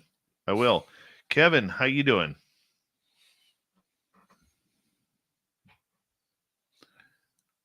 What food am I bringing?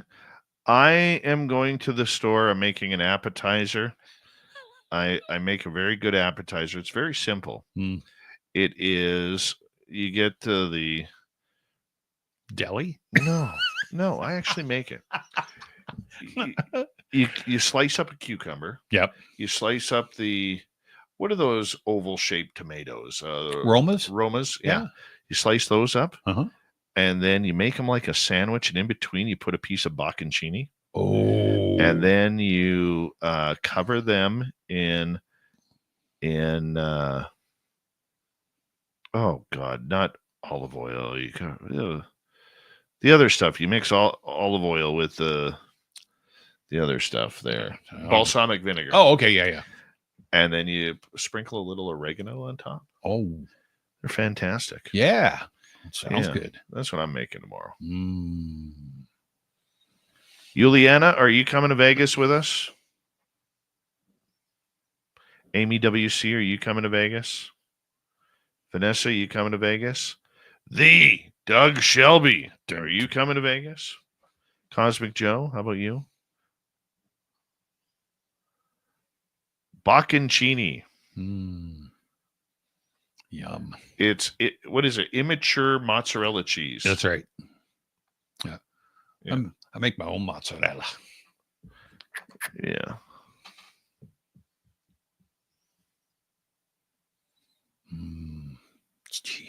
Jeez. I'm hungry. It's that time of night. Big thank you to Deborah Rooney ×2, Richard ×2, Cosmic Joe for the lovely super chats tonight.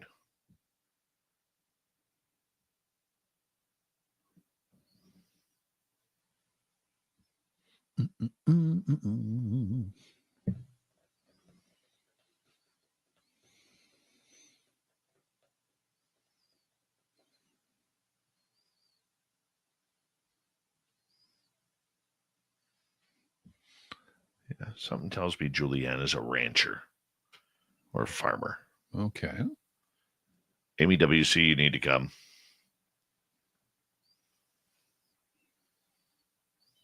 Here we go.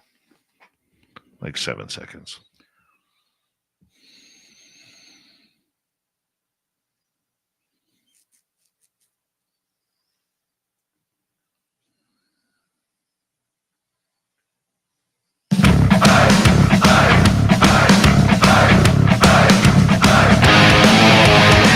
Here we go. The final half hour of Spaced Out Radio tonight. Good to have you with us. My name is Dave Scott. We always appreciate you tuning us in wherever you are on this beautiful planet we call Earth. Reminder to all of you that if you missed portions of this show or others, you can always check out our free archives on YouTube or any major podcast network. Our website, spacedoutradio.com. We have a plethora of features for you. Rock out to Bumblefoot, read the news wire, check out our swag as well. Follow us on X at Spaced Out Radio, Instagram at Spaced Out Radio Show, and on Patreon in the Space Travelers Club. Here's Tim James. Here's the final part of the UFO report. What's happening, my man? Well, still with drones, but a little bit different. So, Rand Paul, Senator Rand Paul, Republican from looks like Kentucky, on Wednesday blocked an effort by Senate Democrats to pass legislation to authorize and provide resources to state and local authorities to track mysterious drones that have been sighted over New Jersey, New York, and other states. So Paul argued the bill would have expanded the government's surveillance powers and downplayed concerns that the drones pose a threat to the public. This body must not rush to grant sweeping surveillance powers without proper consideration and debate by the Committee of Jurisdiction, said Paul, who is poised to become the chair of the Senate Homeland Security Committee. He said the federal government already has the authority to investigate and stop drones from flying into commercial airspace over the Super Bowl and around military bases. What is disputed and what the Biden administration is currently telling us is that they don't see a problem, Paul said of the mysterious drone sightings over New Jersey, New York, Connecticut, and other states, a phenomenon that has attracted significant media attention in recent days. The Biden administration keeps saying, well, it's all normal stuff, he said. Why don't we actually get to the truth of the matter of what actually exists and what the threat is before we propose legislation? Paul noted federal agencies, including the Department of Homeland Security and the FBI, have stated that the drones do not pose a national security risk nor a public safety concern. The bill, sponsored by Senate Homeland Security Committee Chair Gary Peters and backed by Senate Majority Leader Chuck Schumer, would have allowed local law enforcement agencies to work more closely with the Defense Department and Federal Aviation Administration to track the drones. The FBI has received tips of more than 5,000 reported drone sightings in recent weeks, and the federal government is supporting state and local officials in investigating some of these reports.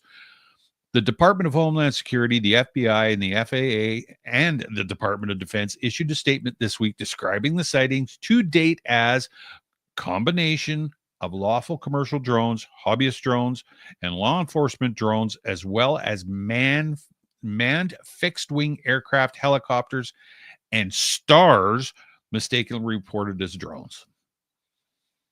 Stars. Yeah. Yeah. So we're basically at swamp gas. Yeah. Exactly. So my thought on it is okay, I kind of get it. I mean, they want to track these drones, they want to stop these drones, whatever the case may be, and they want to put a bill forward so that the authorities can do that. Well, like Paul said, they've already got the capability of being able to do that. The military can knock them out of the sky if they want to, and whatever. So to me, it was like a double-edged sword. When I first started reading it, I was like, well, why would he block it? And then you go, hold on a second. Yeah, if they've already got the capability and the ability to do this, and if it is a threat to knock them out of the air, that's fine. And he's right. Just tell the people, never mind making laws, creating laws that already exist, so to speak. Let's just spill the beans, get it out in the open and get it over with. And I mean, I think, everybody's heard that statement at least a gazillion times, but yeah, at first I was kind of like, why would he block it? And then reading it, I was like, okay, I understand where he's coming from. We don't need to make laws that already are in existence, I guess, or pass bills that allow these things to happen that are already allowed to happen. So I don't know. Interesting, but yeah, different. Yeah, totally different. I mean, it's amazing these political stories that are coming out in trying to cover up something, whatever it is, whether it's governmental, whether it's aliens or whatever it may be. But we're back to stupidity again. I know. Right? We're smarter than that. The public is smarter than that. We've been indoctrinated with this UAP acronym for the last 7 years. Right. And people are starting to pay attention. So to all of a sudden try and go back 60 years to swamp gas is incredulous on their part. Yeah, for sure. For sure. And again, not to sound repetitive, and I know I've made this statement a few times, we knew from the beginning, or I figured from the beginning that by not identifying what was going on, they were going to back themselves into a corner. And I think it was you that had said, and make themselves look like idiots. Well, they've done just that. They backed themselves in the corner and they really look like idiots. So the majority of people, like there was one politician, I forget which one, I should have remembered his name. Okay. He was actually claiming Orion, the constellation Orion, was drones. Yeah, I think I know who you're talking about. I can't remember his name either. I think he was a weekend Fox News host before he became an expert on this stuff. I can't remember. But yeah. And Orion's belt.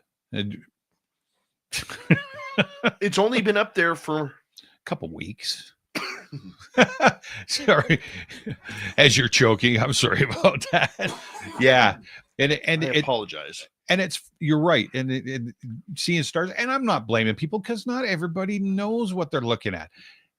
Example, coming back from Barkerville the other night, and it was dark. We were coming back past Lac La Hache, and we passed the cell towers, and I think it was Venus or something that was out really, really bright on the weekend. And this thing was following us, and my wife looked over, and I looked over, and I was like, what is that following us? And it was so unusual because it was so bright. And I almost got sucked into it going, holy cow, we're being, it's just following us down the highway. When I got home and went through my stuff, I was like, oh, Venus. I think it was Venus. It was super bright. It's like, so that must have been Venus sitting up there and that was the only thing out. So I was like, what the heck? and look, let's be honest. Yeah. There's still a lot of people who have never seen Starlink. Oh, for sure. They've never seen the International Space Station. They've never seen what we classify as a shooting star. Right. Okay, they've never seen that. And especially city dwellers who due to light pollution can barely see the constellations. For sure. Some of this may be a little bit new to them because all of a sudden they're paying attention. Yeah. I get that there is going to be some, unheralded ignorance there. Sure. Not at fault to anybody. I get that. I mean, when Starlink flies over our area, on our local Facebook pages, you'll always get somebody saying, hey, did anybody see the trail of UFOs flying over? Yes. No, it's not UFOs. That's Starlink. And people, the 95 people who respond will, say Starlink Yeah. on there, and you have to pay attention. You need to know what's going on in the sky around you. Absolutely. Grab one of those free planetary apps. They're cool. I have a great one that I just pointed around the Mhm. sky, and okay, what is that star today? Oh, that's Jupiter, or that's Yeah. Venus. Yeah. No, for sure. And like you say, you're going to get those reports from people that don't understand and don't know, and they see it and they go, "Oh my gosh, what's that?" Normal question, right? So, but I have a story out of Seattle. Good. This week in UFO history. This is from 2008, and this is a firsthand report from the person that it happened to. So I found it. I was like, okay, this is super cool. I like this stuff. So it starts off, like I say, he called it his abduction out of Seattle, Washington, December of 2008. So my wife and I had fallen asleep on the sofa bed in our living room. I woke up and looked at the VCR, which read 2:41 a.m. There was an odd buzzing noise and a strange light pattern on the ceiling above us. I heard scuffling sounds in the kitchen behind my head and became intensely afraid. Just as I was about to investigate, 3 distinct figures with huge heads and small bodies glided into the room. The room was dark, but I could plainly see that they were not human. There is a light from the street that comes in enough to where I can make out a face. These things were wearing dark coveralls that were tight and showed off skinny bodies. They also wore masks and of some kind, and all I could see, as far as their faces went, was their huge black eyes surrounded by patches of light skin in the eye slits of the masks. Their belt lines were about level with the bed, so I guess they are about 4 feet tall. I was not, all capitals, asleep or dreaming. I was immediately terrified out of my mind and tried to scream, but could not even move. It was as if a nightmare was coming true. Super surreal, as the people who witnessed 9/11 must have felt as the planes hit the towers and came down. One stood at the foot of the bed, and the other 2 were on my side. My wife, still fast asleep, they were making strange noises as if breathing through ventilators. I also heard mechanical sounds. Almost immediately, I was lifted into the air a foot or 2, as if by magic. I could still feel the skin of my wife's shoulders under my hand and the blankets on top of us, as well as open space and cool air below. I sensed movement all around the room, and the room seemed to wobble and spatially distort. I tried to kick at them, but could not move. So I tried to lean from side to side in the air. I called out mentally for God and the Lord Jesus Christ to save me, and instantly I was back on the bed and the beings and strange glow was gone. The Lord saved me from those things. It was not as if I was set down or just woke up. It was as if one moment I was up in the air and the next moment I was down. I didn't even blink. They were gone. I know that this was no dream, as it seemed real, and the memory hasn't faded one bit, as dreams normally do. I woke up my wife in a panic, but did not want to scare her, so I let her fall back asleep without telling her until the next day. Besides, I knew that Jesus would not let them return. I remember that at least 20 minutes had passed, but do not remember the time it was over exactly. I only remember less than a few minutes of it. Lot to process there. Right? Number one, that guy's got aliens. He's got some serious aliens right there. Yes, he does. But number 2, it's also very interesting to me because not a lot of people will say that they only got snippets. They only got minutes of what that is. I mean, how many times do we hear people who say have missing time, right, and then all of a sudden they only remember minutes of that? That is one that I would love to see go under. Yeah, I would love to see that person go under regression therapy. Sure. Well, it was interesting because I found a few of them, and I like the first hands. We both do, but this one I was like, oh, he's telling his own story, and it's not not reported by somebody telling his story for him. So yeah, it was interesting, and there was a couple more that I found too. I was like, okay, this is all right, but I thought, yeah, close to home, close to Seattle for us anyway, and thought I'd give her a whirl. I wonder if that person is a full-on alien contactee. Yeah. Never know. And well, it's funny because normally when I read these, and I find I back check them and I see if they're anywhere else and see if the story is exaggerated or whatever.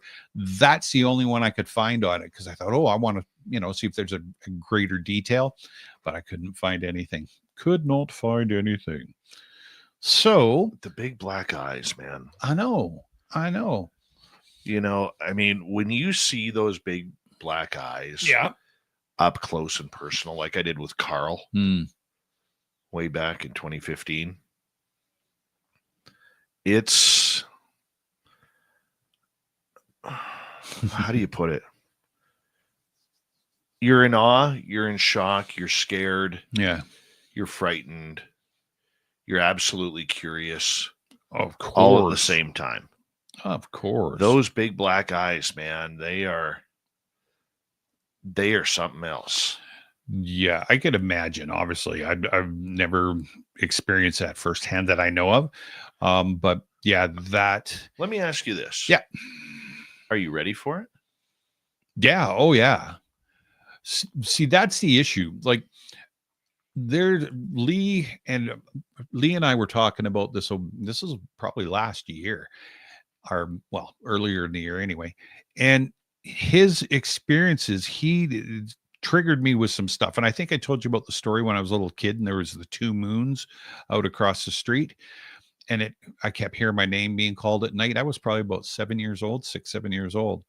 And I'm not 100% sure if it was a dream or not, but Lee explained the smells that he smelled. And as soon as he described the smell, I was like, hang on a second.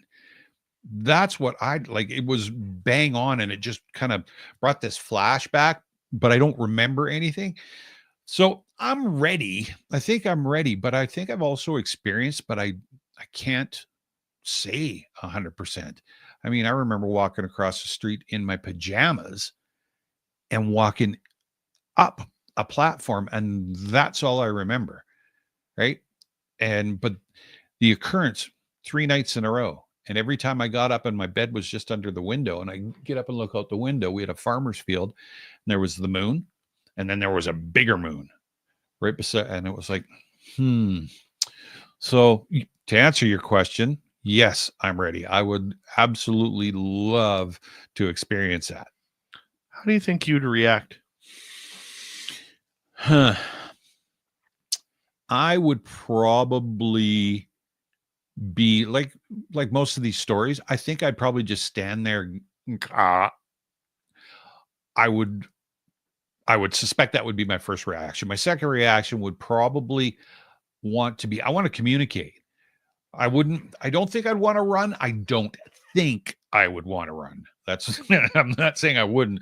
I don't think that I'd want to run away from it, but I would really, really be interested and pray that, it wasn't aggressive or, what I mean, or there to harm. I'd be totally in. If it, however it communicated with me and said, hey, I want to introduce you, come on in. I'd be like, I'm down. I would. I'd definitely want to check it out. It is something that you cannot prepare for.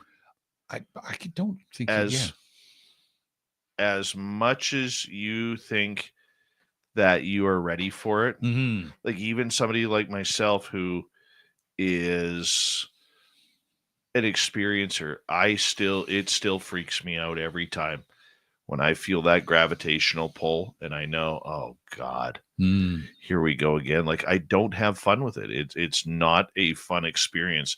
And what I mean by that is like, I'm not scared of it happening. I don't like it happening at night.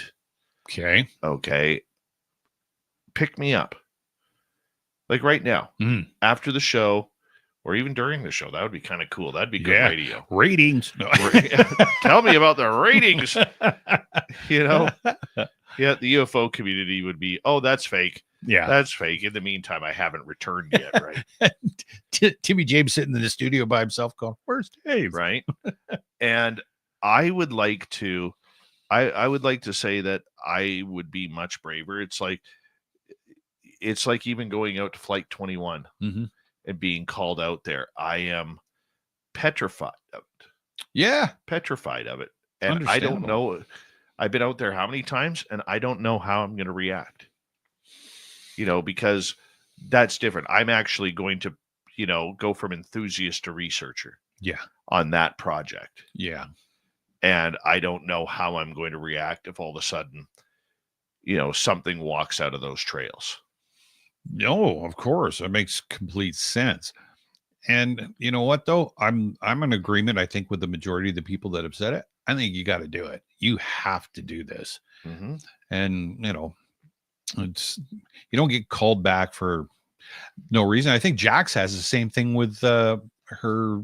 Absolutely. Yeah. So that's the big one. Like for anybody out there wondering what this is like, you have to ask yourself 2 questions. How far down the rabbit hole do you want to go? mhm. And number 2, how are you going to react? Because everybody's internet tough these days. Of course. Okay. Everybody's internet tough. Nobody is very mentally tough anymore. Mhm. And that includes myself, Mhm. as I suffer from depression and anxiety. And I'm proud to say publicly that I do. Yeah, I get it. Me too. Okay. But that internet tough does not translate into real world situations. No. Look, there are people out in our audience who have you know, maybe been face to face with a gun or face to face with a wild animal or Sure. whatever. But when you are dealing with things that are not supposed to exist, Yeah. that plays with your mind. Mhm. That's the hard one. When all of a sudden there's a Bigfoot right in front of you, or there's an alien at your window. Right. That's not supposed to happen, Tim. No. And you know what? And that's funny because you say that with the Sasquatch or the Bigfoot. What I saw that night with you when we were out there. As we say goodnight to Tim, hello to Mr. Ron Bubblefoot Thal, rocking in the background with little brothers watching. Bubblefoot is the official music of Space Out Radio, rocking and singing out of every single show. Get your horns up for the guitar god himself. Special thanks to everybody listening in at work, at home, in your cars, wherever you may be. Thank you to everyone in our chat rooms tonight. YouTube, Twitch, Elgin, Facebook, Spreaker, LinkedIn, the Space Travelers Club, and on X, hashtag Spaced Out Radio. I know you're out there somewhere. Remember, this show is copyright by Spaced Out Radio and SOR Media Ventures Limited. Thank you so much for choosing to share your evening with us. Because together, my friend, Make a mistake. We're watching. we own the night. Mr. Bubblefoot, we need a favor. We need you to take us home.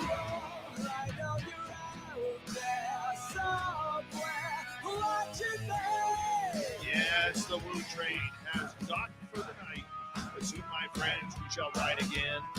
Seats are always available. Your tickets never expire.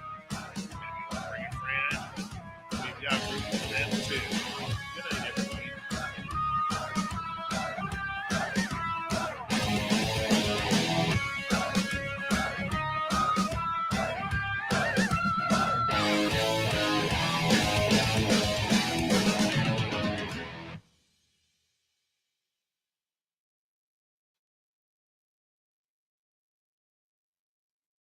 That coughing pissed me I off. was just gonna,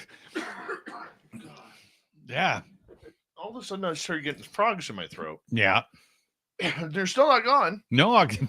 Well, I know- can tell now. I just watched the color of your face, and it's like, okay, Dave's And it's like I've been keeping my throat hydrated. yeah. So, like, what's the purpose of that? Like, there's no purpose to that whatsoever. Just dust. Just being a my throat's an asshole is what it is. Asshole throat. Mhm. You know, it is what it is.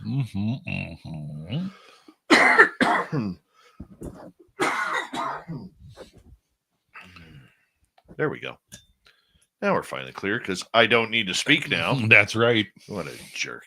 Murphy's Law, man. Complete freaking jerk. Mm-hmm. Mm-hmm. Mm-hmm. Did we ever get answers back about when you brought that up about the those 5-minute segments? Remember we asked the audience? Yeah, we got to start doing those. Yeah, ask what they think about what we thought, or excuse me, what they thought about those 5-minute segments. I think you and I, it was after hours like now, and I think we went off on a Taco Bell tangent and never actually got the answers. You know, I'm just looking at our Spreaker stats here. Yeah. In the last 30 days, we've had 622,165 impressions. No. It's up 10%. That's awesome. That is. Thank you. Yeah, no, that's good stuff. That's good stuff. I like looking at numbers every now and again. And half of them I don't understand. No. But, you know, it is what it is. And it's nice because we've seen some of the people, well, obviously the regulars in our chat room, which is fantastic. The regulars. The regulars. Are you regular? Yeah. Yeah. Space, how are you? Yeah, but then we've got people that we haven't seen in a while, and then new faces too. So that's great. Mm-hmm. That's great. Yeah, that's great. You're great. No, you're great. So, getting back to what you saw, how'd that change you? What with the Sasquatch? Yeah, I was in. It for some reason, I don't know what it is. I would suspect that my reaction to an alien would freak me out more than actually seeing a Sasquatch. I mean, partially saw one that night when we were out, and you were giddy. I was I was stupid. See, I was giddy too, but that wasn't close. No, I mean close enough, but yeah, I get what you're saying. Yeah, like I'm not trying to freak you out or anything. No, I know you're not. Put pressure on you or anything like that. Quit pressuring me. Quit pressuring me, man. Phineas on X, how you doing, man? Yeah, that changed me, and it just made me want to go back out there. Yeah, and kind of become one, you know. But Flight 21 is such a different animal. Pun intended. Yeah. It's so quiet. Like, I mean, it's describing it is nuts. And like Merle said, the silence is deafening, but there's so much of nothing going on out there that the energy is nuts. If that makes sense. Yeah, you walk in and it's like going into a soundproof booth. Yeah, that's what it's like. It's like walking into a soundproof booth to get your ears tested. But there's so much going on, so much energy going on that it's all over. Oh, dude. It really is. Yeah. Sweet Robbie G, just being ridiculous in the chat room again. About to make some buttered waffles. I haven't eaten dinner yet. Nothing wrong with that. You do that, Rob. What's wrong with you? Hey, I like breakfast for supper. Yeah, me and Rob going to the Waffle House. Drop me off at Taco Bell. Okay. Hey, they have a Waffle House in Vegas? I'm sure they do. I've never been to a Waffle House. They have everybody tells me not to do it. On Las Vegas on Las Vegas Boulevard, they got a giant Taco Bell. Okay. Yeah. Giant Taco Bell. Are we going to anybody going to the club? Yeah, everybody's going. Where's Tim and Dave? Munching on tacos. Yeah, we're going to Taco Bell. We're going to Taco Bell. 100% we're going to Taco Bell. No, we're not going to the Donnie Marie. And you know what? Sweet Robbie G, we're going to leave him at the hotel. We're going to leave him at the hotel because because of this breakfast for dinner bullshit. We'll take him to a Knights game. Yeah, if they make the playoffs. Yeah, well. Mm-hmm. Yeah. Man, what's wrong with him? I don't know. But I'm He almost... says we got to try Heart Attack Grill. Yes. Oh, okay. Yep. I'm in. I am so in. Definitely going to Taco Bell, Oh, yeah. I really want to try to get into that best of all worlds tour too, if we could, or if I can. I don't care what everybody else is doing. though. I'd like to see that. I'd go to that. Mm-hmm. Yeah, I'd go to that. I still say I'm making a sign. Hey, your management sucks. Come on, Spaced Out Radio. You know, we should seriously do. What's that? Is if we buy tickets for that, what we should seriously do is get a bunch of SOR stuff for Sammy. Oh, and just say, hey, can we just drop this off for him? Yeah. Like you're in touch with this PR Yeah. person. Yeah. Say, look, man, we're going to be in Vegas. We would, we're not requesting his time or anything like that. Nope. We'd just like to give him some swag from our radio show. Yeah, absolutely. I would totally do that. Well, and the funny thing is it, like I said, the replies and stuff I got from him, he's in, but I'm not creeping him, but I follow him on Instagram and stuff like that. That dude does not stop.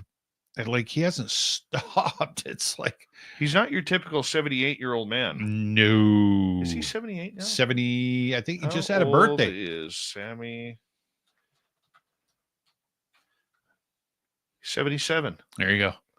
He's 2 years older than my dad. Mm-hmm. And he's still out there, the Red Rocker. Oh, yeah. But you think about it. I mean, there's a guy, never mind everything else, but there's a guy who just, he knows he has a blessed life. Oh, 100%. And I'm not saying that on a religious tense, but what I am saying is he knows he's blessed. Mm-hmm. And that his musical talent has defined who he is. And because of that, I mean, the guy has been able to cultivate a healthy income and live like a young person. Yeah, definitely. Right? Without going down the road of drugs and alcohol. Well, even though, alcohol, he likes his tequila. Yeah. Oh, yeah. Well, he owns, I can't remember what the name of it is, but yeah, he owns it. Him and Guy Fieri. Yeah, it's incredible. And I mean, I've actually listened to his off topic, like everybody, Sammy Hagar, it's music, it's Van Halen, it's Montrose, blah, blah, blah. But I've actually listened to interviews with him, talk about his experience with aliens and UFOs. And the guy asked like zodiacs and stuff like the guy knows you give me your name and your birthday or whatever the case may be. And he goes on and on and on. And yeah, very, very, very in tuned spiritually and an experiencer too, right? Mm-hmm. Yeah, man, he gets it. Yeah, he does. But he also has the ability, never mind the money. Mm-hmm. He has the ability that when he needs that fix, he needs that rush of the stage, because I've talked to a number of rock stars over the year, not many, I don't know that many, but I've talked to a number of them who will say, sometimes you need that fix to go on stage, and to perform, and it makes you feel like you did, a long time ago when you first got in. Yeah, for sure. And for that, I can understand where, with his bar at Cabo Wabo or in Vegas or, or you look at a lot of these bands, GNR would be in that category now, or whoever, they're addicted to the touring, because it's not because of the tour. No, it's because of the fix of playing in front of people. Yep. And you think about it, like, bands get sick and tired of playing the same music over and over again. Oh, yeah. But the smile on people's faces when they hear their favorite song by you, or their multitude of favorite songs, you know? Yeah, for sure. Well, and you're right. And the guys get on the road, and there are some musicians that don't want to leave the road for just that reason. And I've seen and heard so many musicians that go out there, especially the guys from the 80s and the 90s, the hair bands and stuff. Like they go out and be on tour, like Bon Jovi, just for a year and a half straight. And then the tour end and go home after being on the road for a year and a half, and everything's normal. They can't handle it. No, they can't, because there's not people crowding around them. There's not I mean, you get to relax. Athletes have a big problem with that. I'll bet. With that transition, they have a big problem with that. Mm-hmm. You know, and thankfully, like the NFL, NBA. Yeah. Because at one point, NFL and NBA had almost 50% of their players bankrupt or broke. Yeah. Within 5 years of retirement. That's right. Out of the league. Yeah. They have I mean, you take like somebody like Latrell Sprewell. Yeah. He made $90 million in his career. Mm-hmm. And he's broke. Dennis Rodman. Yeah. Broke. Yeah. Allen Iverson. Broke. Oh, yeah, for sure. Okay. I mean, Allen Iverson, he was almost like Mike Tyson. I think he made like 150 million over his career. I think so. Yeah. He made a lot. And it's good now, because I mean, obviously that realization is everybody's opened their eyes to it. And I think all professional sports teams now have transitional, or the leagues have transitional coaching to teach these guys. Yeah, but like in the NHL, I believe you have to play a certain amount of games in order to qualify for that. Like, for instance, you don't get your NHL pension unless you played a minimum of 400 games. Oh, okay. Goaltenders, it's 100. Well, yeah. Okay. Makes sense. So I don't know what the NFL is. I think it's 4 years. Right. You know, because I believe the average length of an NFL career is under 4 years. Jeez, I wonder why. What's the average length of an NFL player?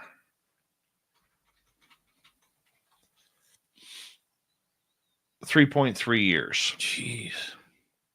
NBA, excuse me, is 4.5 years.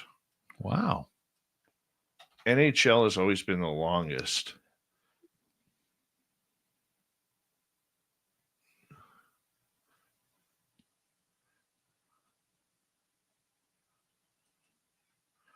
Hold on.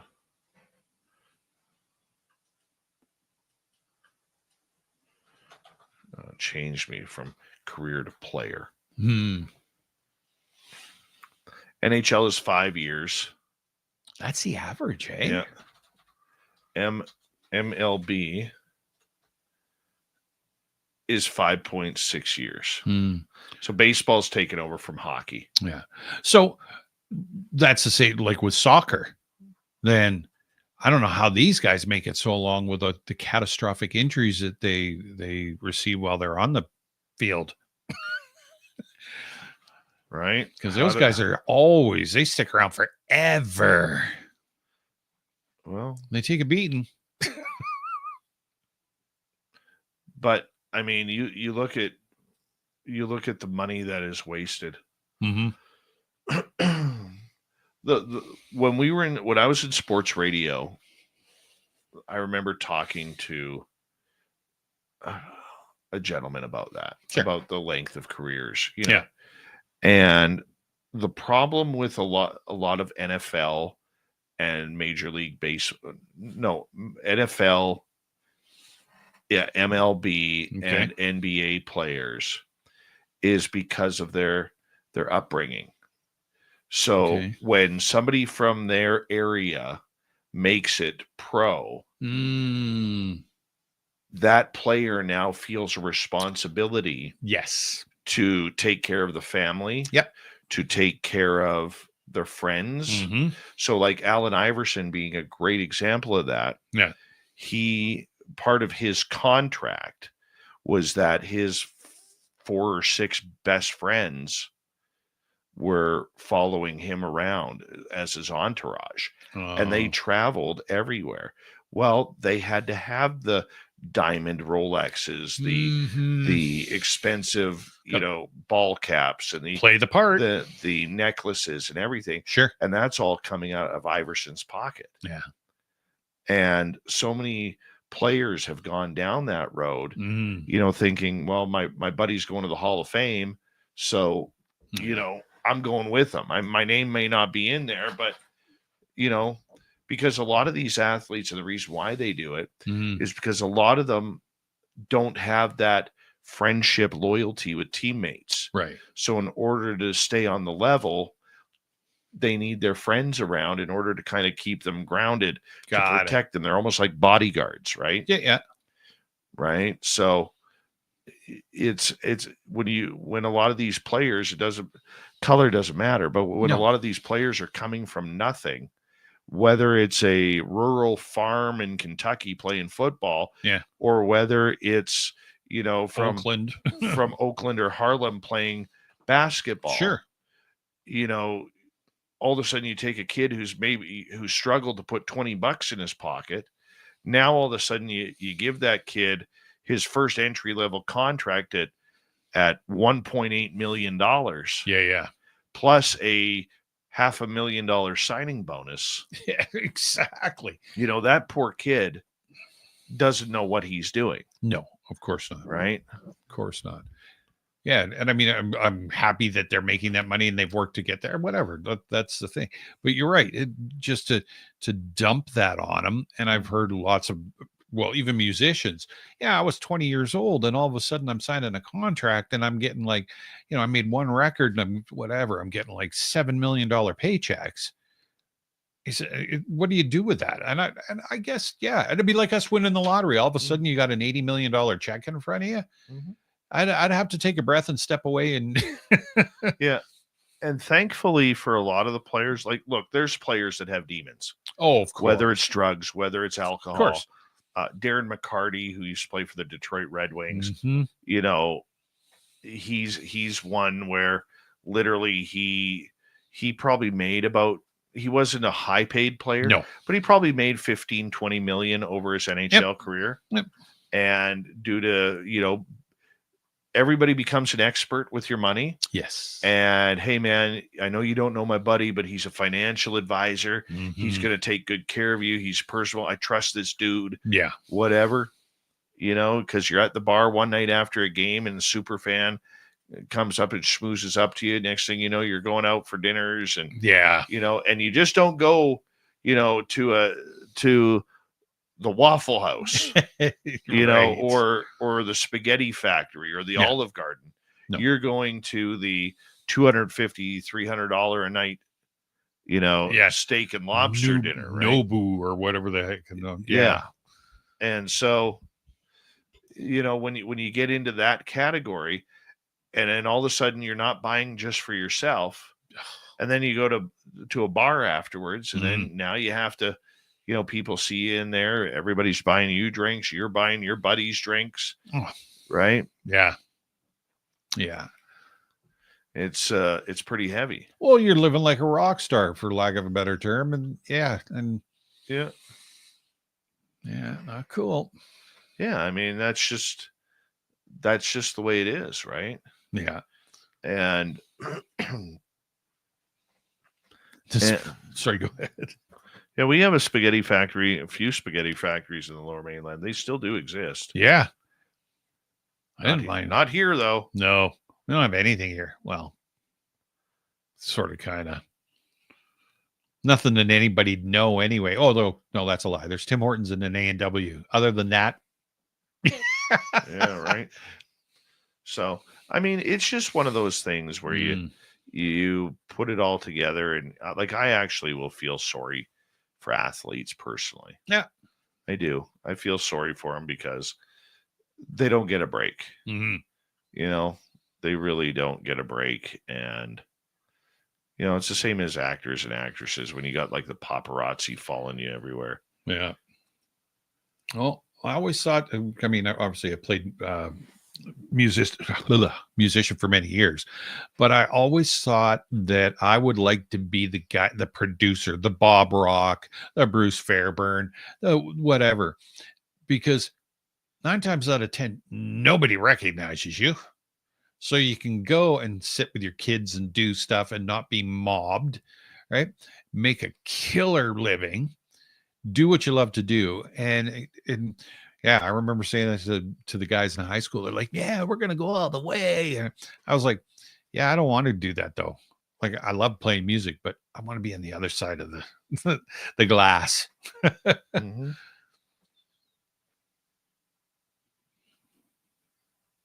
I don't know if I wanted to do that. What, play or produce? Produce. Yeah, produce would be a blast.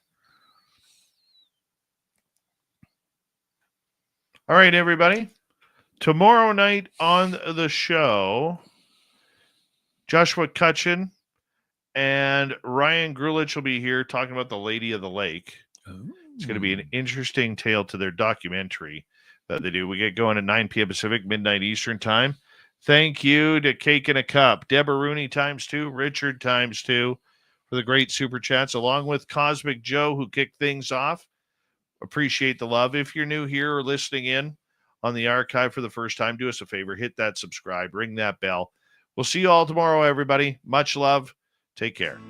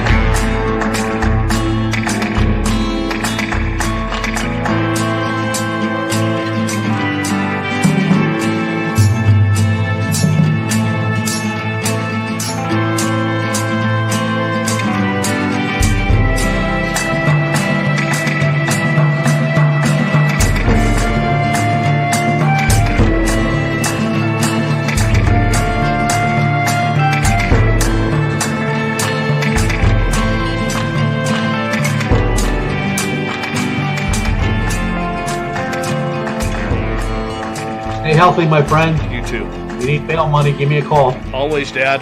Take care. You too.